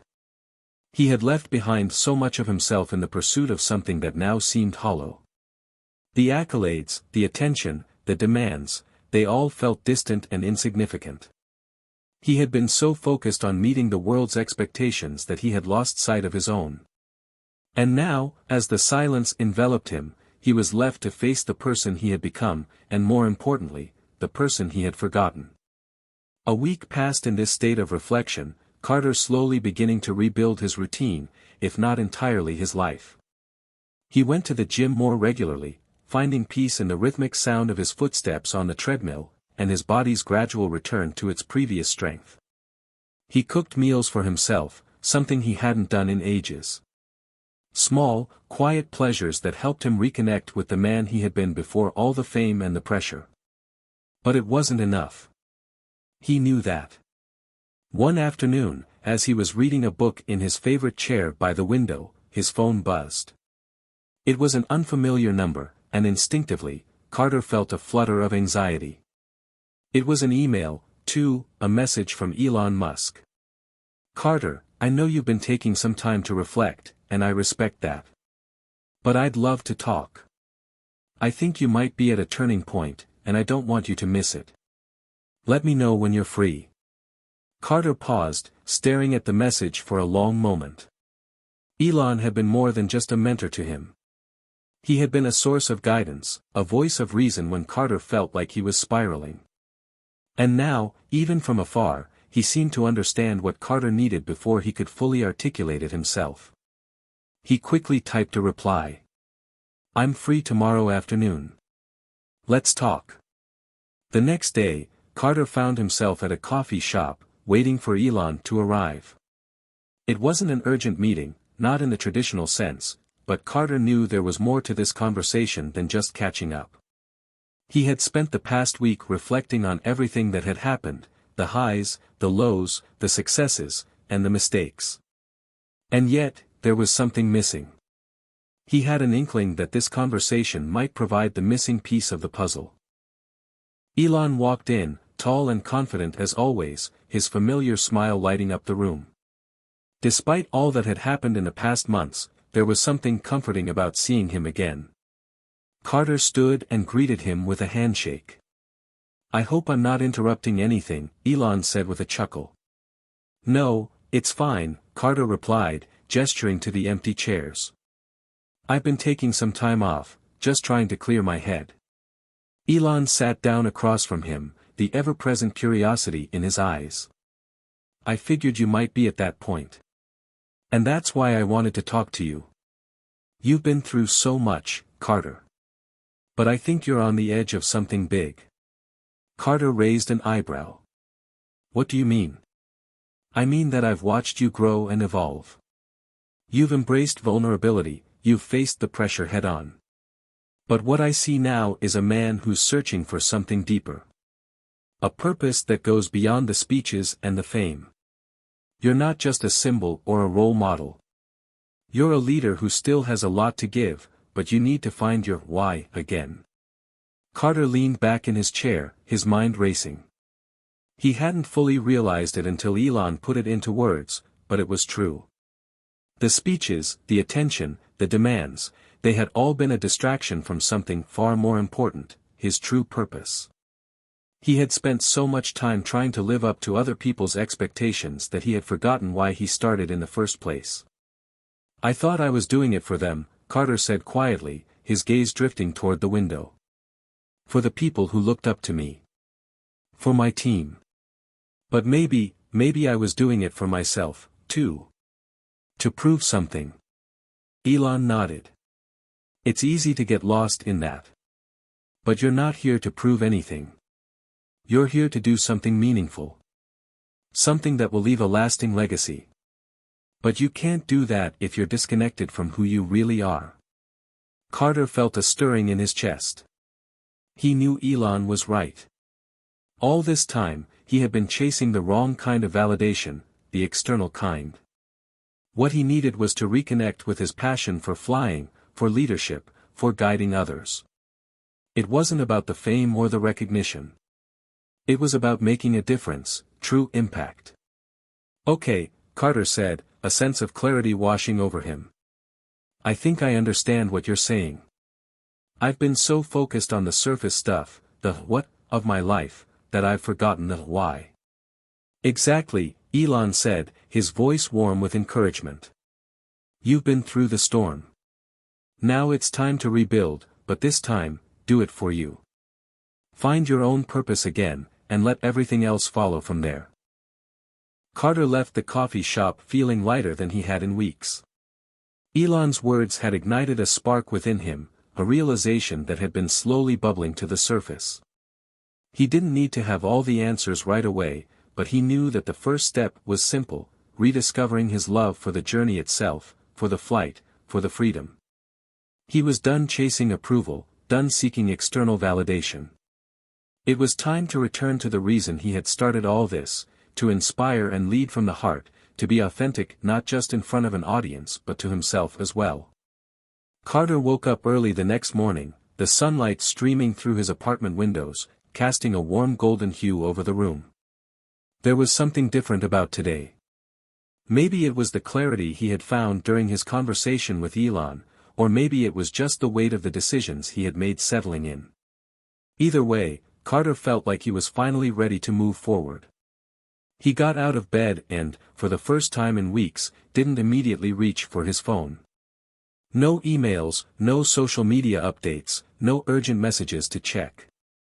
Instead, he slipped on his sneakers, grabbed his jacket, and stepped outside, taking a deep breath of the crisp morning air. The world felt new.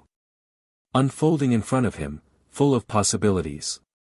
The first few days of his newfound perspective were surprisingly peaceful. Carter kept himself busy with the simple, grounding activities he had neglected, like cooking for himself, reading, and taking long walks through the city. But it wasn't long before he began to feel the stirring of a new vision. He couldn't just walk away from everything, he had a bigger mission to fulfill. The question was, what exactly did that mission look like now? That's when it hit him. He needed to get back to flying. The passion he had for aviation had always been the driving force in his life, but in his pursuit of fame and external validation, he had allowed it to slip away. Flying had always been his greatest love, and now it was calling him back. Carter reached out to a few of his old colleagues from his days as a pilot. He didn't want to dive straight back into the limelight, but he longed to experience the thrill of flying once more, even if only behind the scenes.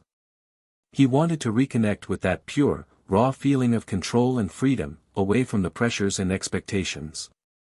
Within days, he was back in the cockpit, soaring through the skies like he hadn't missed a beat. The thrill of taking off, the soft rumble of the engines, the view of the endless horizon, it was like returning home. Carter felt alive again, his soul replenished with each mile he flew. But as Carter continued to embrace his new path, he found that his influence and reach had grown beyond just the world of aviation. His journey of self-reflection and vulnerability had resonated with so many people. Messages from all over the world flooded in, from fans and aspiring pilots who were inspired by his authenticity. Rather than shy away from this, Carter leaned into it. He began hosting intimate, smaller workshops where he shared his story, not just about his rise to success, but about his struggle, his doubts, and his journey toward rediscovering purpose. These workshops weren't about fame, they were about connecting with people on a deeper level, offering them the support and guidance he had once craved himself. One evening, as Carter sat on the edge of a small stage at a community event, speaking to a group of young pilots, he had another realization. It wasn't just about flying anymore. It was about leading with empathy, connecting with others through shared experiences. His role as a leader was no longer defined by the number of followers he had or the size of the crowd. It was about impact. Real impact. As Carter continued to lead these workshops, he began to see the ripple effect of his influence. One of the young pilots he mentored, Lily, came to him after one of the sessions. She was nervous, hesitant, but Carter had seen the spark in her from the beginning. She reminded him of himself when he was just starting out, full of potential, but uncertain of where to take it. "I've been thinking a lot about what you said," Lily said, her eyes wide with earnestness. "About how we don't have to prove anything to anyone but ourselves. I've always been scared to fail, but after hearing your story, I think I'm ready to take the leap." Carter smiled. "That's the first step. The leap is always the hardest, but it's also the most important. Once you take it, everything else starts to fall into place." Lily nodded, a newfound confidence in her posture. She was ready to take on the world, just as Carter had been in his youth. And in that moment, Carter realized that this was what it was all about, helping others find their courage, their path, and their own purpose. Later that night, as Carter walked back to his apartment, he reflected on the journey that had brought him here. He had begun as a young, ambitious pilot, eager to make a name for himself. But somewhere along the way, he had lost sight of what truly mattered. In his pursuit of fame and approval, he had sacrificed his passion, his purpose, and his personal happiness. Now, with the support of friends like Elon and the connections he had made along the way, Carter was carving a new path for himself. He had rediscovered his love for flying, and with it, his sense of purpose. But more importantly, he had realized that leadership wasn't about being in the spotlight. It was about serving others, helping them find their way, just as he had. He stopped at the corner of the street, looking up at the stars above. The world was vast and unpredictable, but for the first time in a long time, Carter felt at peace with his place in it. He didn't know what the future held, but he was no longer afraid. He was ready to embrace whatever came next, knowing that he had the tools, the mindset, and the heart to make a difference. Carter had always been driven by the desire to succeed. But now, he found himself driven by something else, the desire to leave behind a legacy, one that would inspire others to chase their own dreams and redefine their lives, just as he had done. As the weeks passed, Carter knew that his path wasn't just about finding himself, it was about helping others do the same. It was about creating a ripple effect of positive change, a legacy that would echo long after he had gone. As he continued his workshops and mentoring sessions, more and more people began to take notice. His story, once a tale of ambition and fame, had evolved into something deeper. People no longer saw him as just a celebrity pilot, they saw him as a guide, a mentor who understood the struggles and challenges of life. One day, after finishing a particularly moving workshop, Carter received a message from an old friend, Mike, who had been a fellow pilot during his early days in the industry.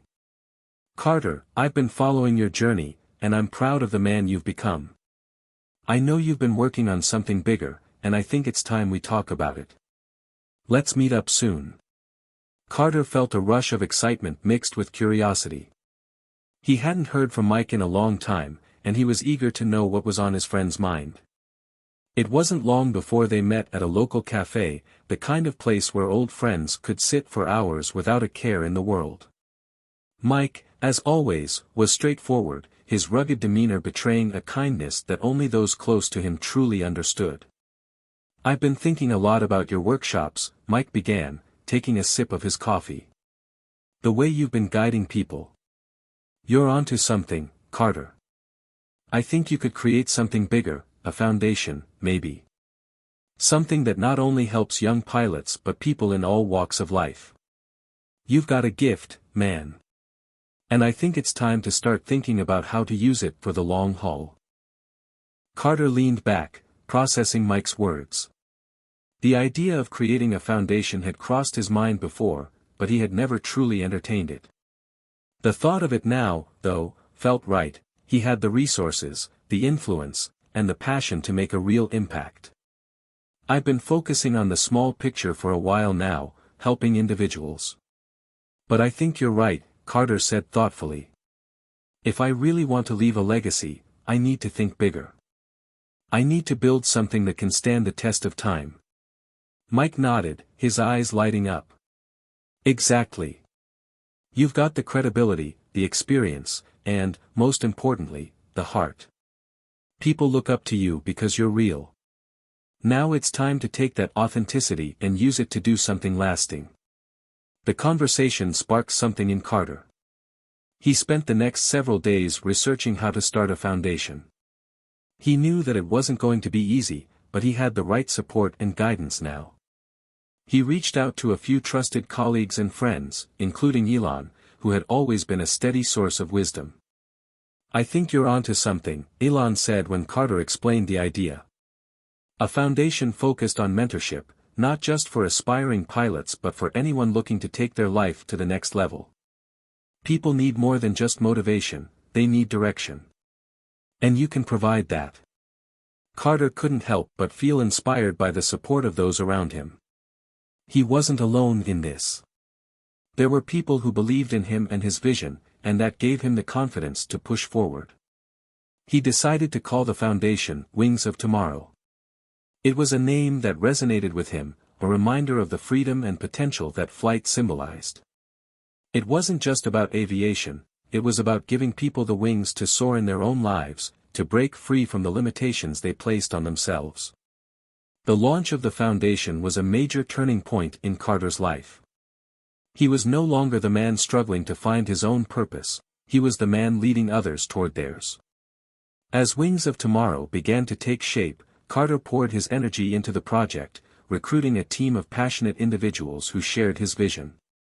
Together, they crafted mentorship programs, scholarship funds, and leadership development courses designed to equip young people with the skills and confidence to pursue their dreams. As the months passed, Wings of Tomorrow grew. Carter traveled around the country, meeting with young aspiring pilots, entrepreneurs, and students from all walks of life. Every time he spoke, every time he shared his story, it felt like he was speaking directly to them. He wasn't just a mentor anymore, he was a living example of what was possible when you embraced your true self. One day, Carter was speaking at a conference in New York City when a young woman approached him afterward. She had tears in her eyes, and Carter could see the weight of her emotions. "I just wanted to thank you," she said, her voice trembling. "I've been struggling with my confidence for years, but hearing your story, it made me realize that I don't have to be perfect. I just have to keep going." Carter smiled, his heart swelling with pride. "You've already taken the hardest step. The rest is just following through." As the woman walked away, Carter felt a sense of fulfillment that he had never experienced before. This was it, the impact he had always dreamed of. He wasn't just a man chasing success anymore. He was a catalyst for change, a force that was helping to shape the future. By the time the first anniversary of Wings of Tomorrow rolled around, Carter stood at the podium, looking out over the sea of faces in the crowd. He had come so far, further than he had ever imagined. He had built something that wasn't just about him.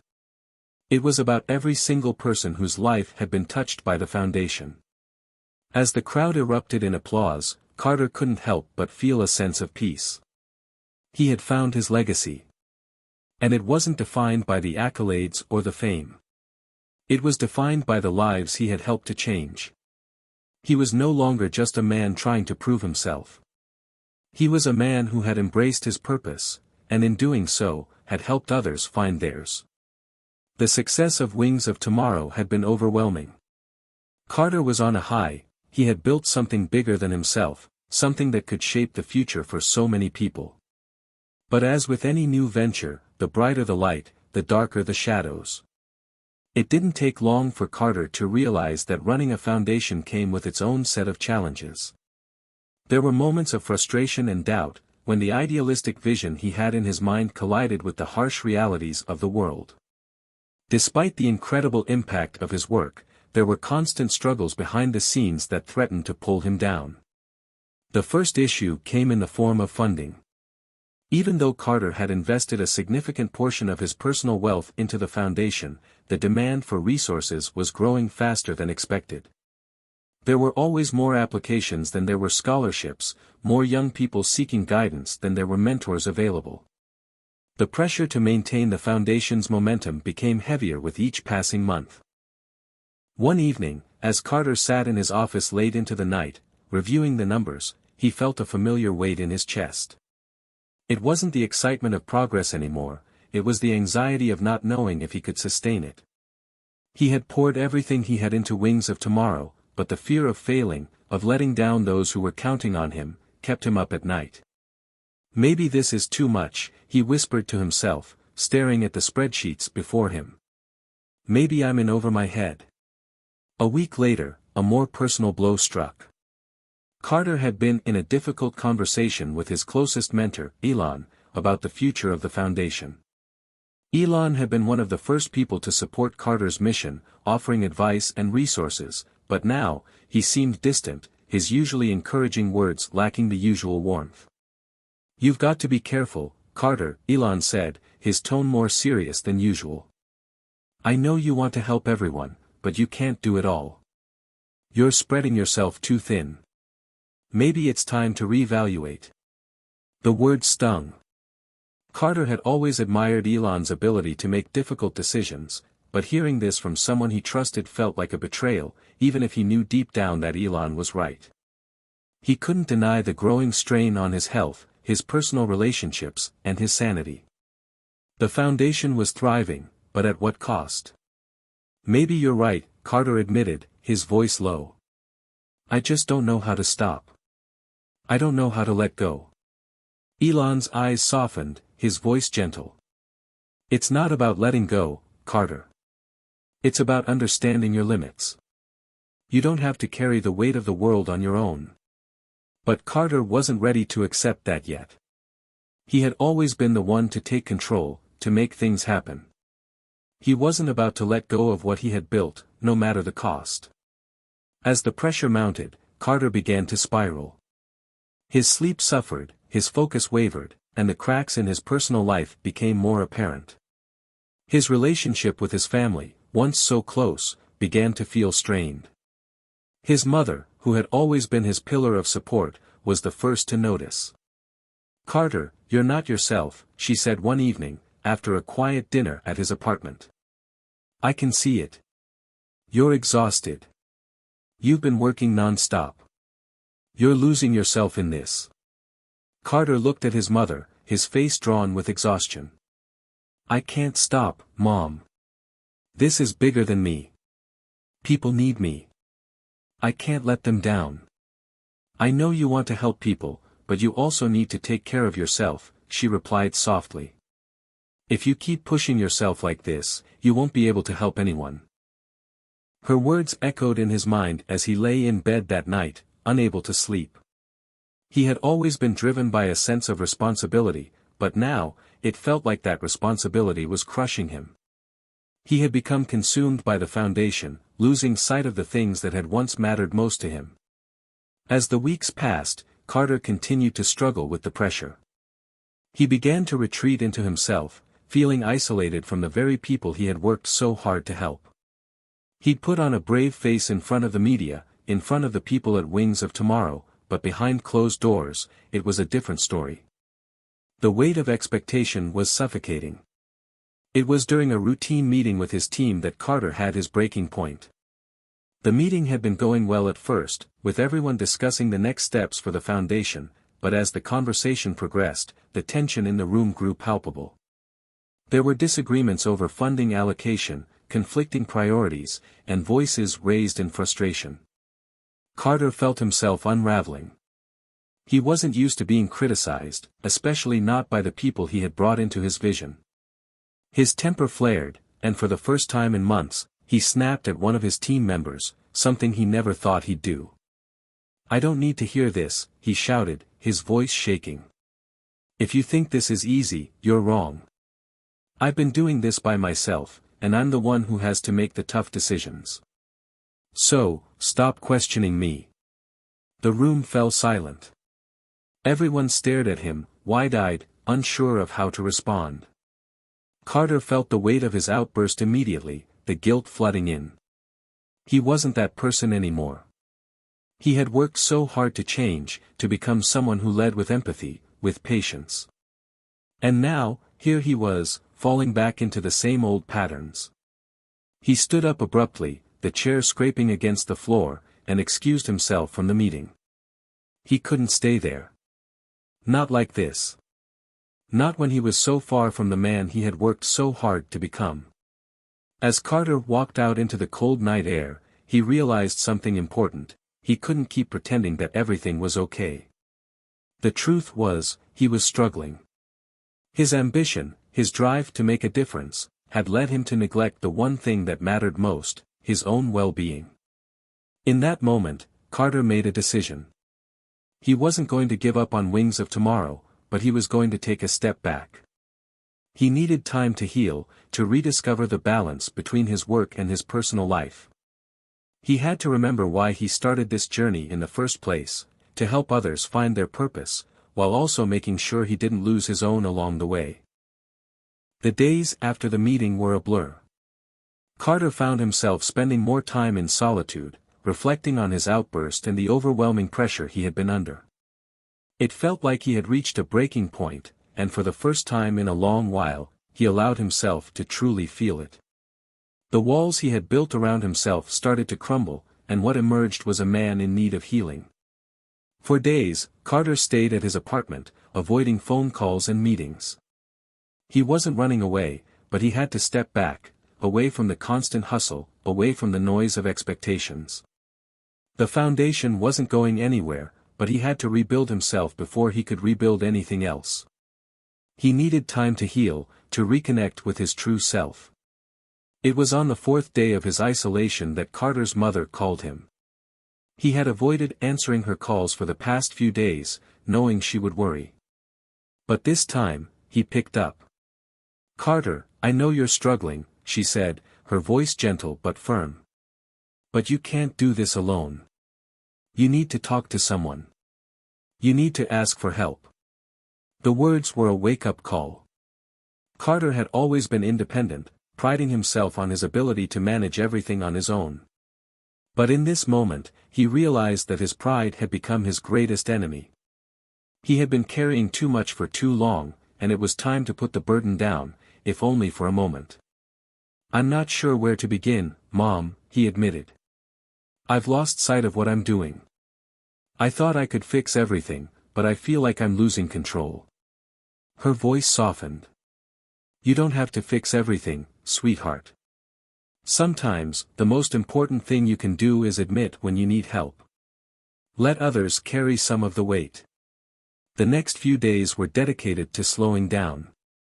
Carter took a walk in the park, something he hadn't done in months. He sat by the lake, letting the sound of the water calm his mind. He spent time with friends who didn't need anything from him, people who reminded him of the man he used to be before all the fame and pressure. He also reached out to his team, telling them that he needed a break, but more importantly, that he wanted to rebuild the foundation with a more balanced approach. The team was supportive, and they agreed to restructure their priorities and operations, creating a sustainable model that didn't rely entirely on Carter's constant involvement. It was then that Carter realized something important: he didn't have to do everything himself. He didn't have to be the hero every time someone needed help. The foundation could thrive because of the people around him, not just because of him. His leadership had always been about empowering others, and now it was time to do the same for himself. One day, Carter met with Elon again, this time at a quiet cafe in the city. The tension between them had eased, but there was still a lot left unsaid. Elon sat across from him, his usual sharp gaze softened with concern. "You're looking better, Carter," Elon said, his voice more comforting than before. "How are you holding up?" Carter took a deep breath. "I'm starting to see things clearly, Elon. I was trying to do everything on my own. But I've realized that I can't. Not anymore. It's not sustainable." Elon nodded, his expression thoughtful. "It takes a lot of strength to admit that. You've built something incredible, but now you need to build the right support around it. No one does it alone, not even the most successful people. If you want to continue making a difference, you need to put yourself first sometimes." The conversation was a turning point for Carter. For the first time in months, he felt like he was being understood, not just as a leader, but as a human being. Elon had always been there for him, offering advice, and now he was showing Carter how to apply that advice to his own life. "I'm not giving up on Wings of Tomorrow, Elon," Carter said, his voice steady. "But I'm going to make sure that I'm in the right place to lead it. I can't burn myself out. I've learned that the hard way." Elon smiled. "I think that's the smartest thing you've said in a long time." As the weeks went on, Carter's approach to life began to shift. He implemented changes within the foundation, ensuring that his team had the resources they needed to take on more responsibilities. He also began delegating more tasks to his trusted colleagues, giving them more ownership over the programs. It was a shift in mindset, one that would allow the foundation to grow while still ensuring that Carter took care of his own well-being. He also reconnected with his family. His mother's words echoed in his mind, and he realized how much he had been neglecting the people who had always been there for him. They had always supported his dreams, but now it was time for him to support them in return. He spent more time with his siblings, catching up on life and reminiscing about their childhood.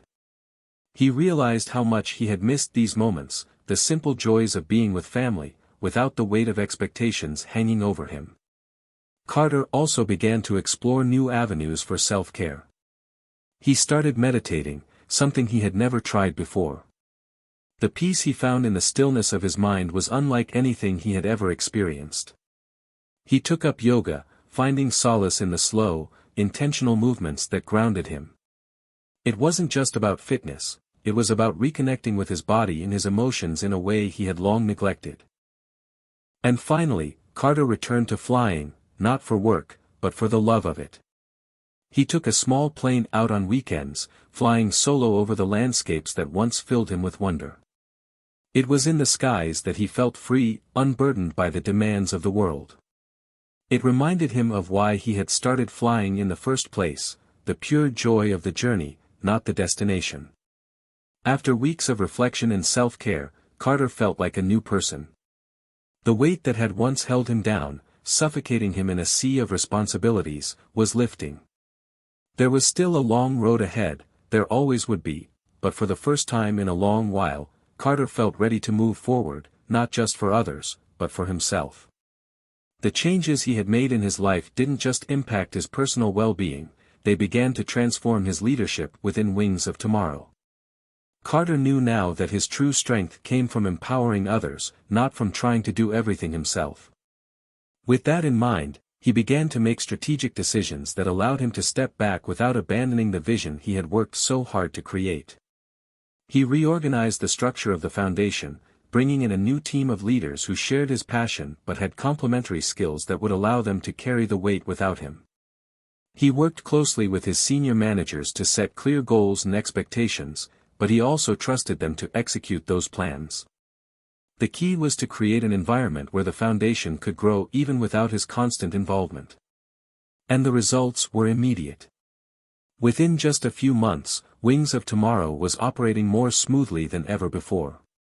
The new team members brought fresh ideas and perspectives, and they were able to take the foundation to new heights while still staying true to Carter's original mission. Scholarships were being distributed faster, mentorship programs were flourishing, and the foundation's reputation as a trailblazer in social impact was solidified. One particular success came when the foundation launched a new initiative that combined technology with mentorship. The program, called Pathfinder, was designed to connect students from underserved communities with tech professionals who could help guide them toward successful careers. Carter had always been passionate about the intersection of technology and education, and the launch of Pathfinder marked a new chapter for the foundation. Elon, who had been a major supporter of the initiative from the beginning, was there to celebrate its success. They met for lunch to discuss the latest developments, and it was clear that Carter was no longer the stressed, burnt-out man he had been months earlier. "You've done it, Carter," Elon said, looking across the table at him. "The foundation is more than just a passion project now. It's a movement. And you've built something that will outlast you." Carter smiled, his eyes full of gratitude. "I couldn't have done it without you, Elon. You've always believed in me, even when I didn't believe in myself." Elon leaned back in his chair, his gaze thoughtful. "It's been amazing watching you grow. You've learned something most people never figure out: you don't have to sacrifice your health, your happiness, or your relationships to make a difference. You just need to be smart about it." Carter felt a deep sense of pride as he listened to Elon's words. It had been a long and difficult journey to get to this point, but now, more than ever, he felt like he had found the right balance. He had learned to embrace his vulnerabilities, to admit when he was struggling, and to ask for help. In doing so, he had created something truly remarkable, an organization that was sustainable, impactful, and truly fulfilling. However, as with all journeys, there were still moments of doubt. Carter found himself standing at a crossroads one night after a long day of meetings. The weight of the world was no longer on his shoulders, but a new question loomed in his mind: what now? He had achieved so much with Wings of Tomorrow, but there was still a part of him that wondered if there was more he could do. He had always been someone who sought bigger challenges, who chased the horizon for new possibilities. Even as he had learned to slow down and care for himself, the drive to make a difference still burned bright inside him. What comes next? Carter whispered to himself, staring out the window at the night sky. What else can I build? It was in this moment of quiet contemplation that Carter received an unexpected call from a former colleague, a well-known philanthropist who had been following the work of Wings of Tomorrow. The conversation was brief but impactful. "You've created something incredible, Carter," the voice on the other end of the line said. "And I think it's time to think bigger. We're putting together a global initiative, one that could change the lives of millions of young people around the world. And I think Wings of Tomorrow should be at the heart of it." The offer was tempting, an opportunity to expand the foundation's reach globally, to make an impact on a scale Carter had never dreamed of. But with it came the knowledge that this would be another massive challenge, one that would test his limits all over again. Carter paused. He had come so far, and now, it seemed like the next step was just out of reach. He had learned the hard way that taking on too much could break him, but he had also learned that his true power came from knowing when to push forward and when to step back. What's the next step, he thought, feeling the weight of the decision pressing against him. Do I step into this new challenge? Or do I let things be, and focus on the incredible work we've already done? The next morning, Carter gathered his team for a meeting. He had made a decision, and he wanted to share it with them before he made any final moves. He trusted them more than anyone else now. "I've been offered a chance to expand Wings of Tomorrow globally," Carter said, his voice steady. "It's a massive opportunity, but it comes with its own set of challenges. Before I make a decision, I need to know what you all think. I've learned that this foundation isn't just about me, it's about all of us." The room was silent for a moment. Then, one of his team leaders, Sarah, spoke up. "Carter, you've built something amazing. But we're all here to support each other. Whatever you decide, we'll be here. If you choose to go global, we'll help make it happen. But if you choose to focus on what we have, we'll be right behind you. This is your journey, but we're all in it together. Carter smiled, feeling a wave of gratitude wash over him.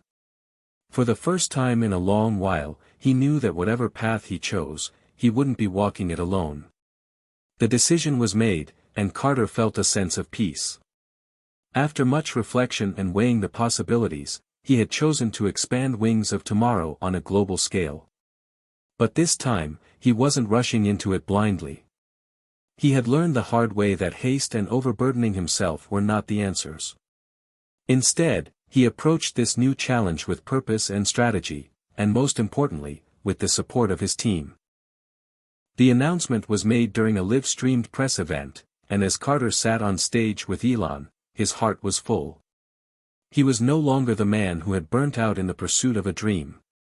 He had evolved into someone who understood the value of patience, balance, and surrounding himself with the right people. The expansion was not just about reaching more people, it was about creating a more sustainable impact, with every decision aligning with the mission of Wings of Tomorrow. This global initiative isn't about just scaling numbers, Carter said, his voice clear and confident. It's about creating meaningful connections, lasting mentorship, and a ripple effect that will create opportunities for the next generation of leaders, no matter where they come from. Elon, seated beside him, nodded in agreement. I've seen firsthand how Carter has built this foundation, brick by brick, and how he's created something that isn't just about charity. It's about empowerment. And with this global push, Wings of Tomorrow will be able to impact millions of lives, not just a few. The global expansion was a success, but not in the way Carter had imagined. They set up pilot programs in several countries, and the response was overwhelming.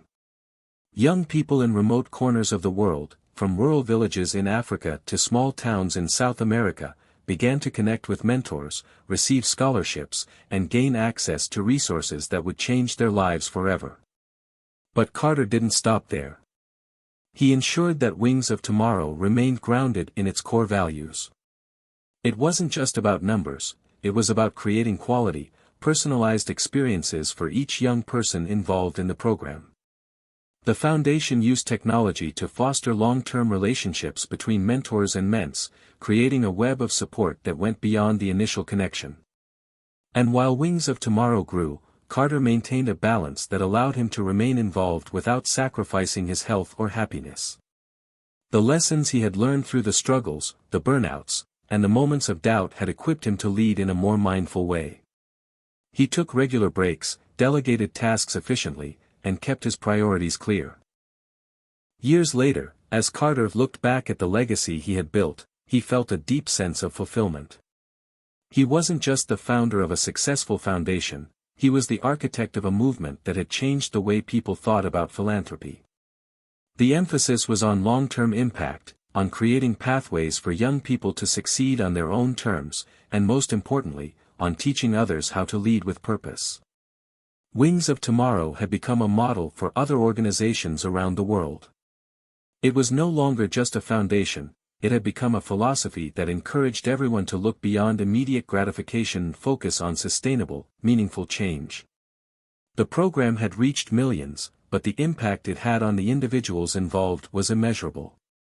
Carter's work had ignited a global conversation about mentorship, self-development, and the importance of giving back.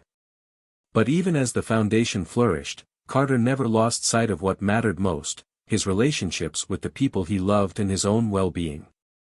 One evening, as Carter sat on his porch overlooking the city, a familiar voice called out to him.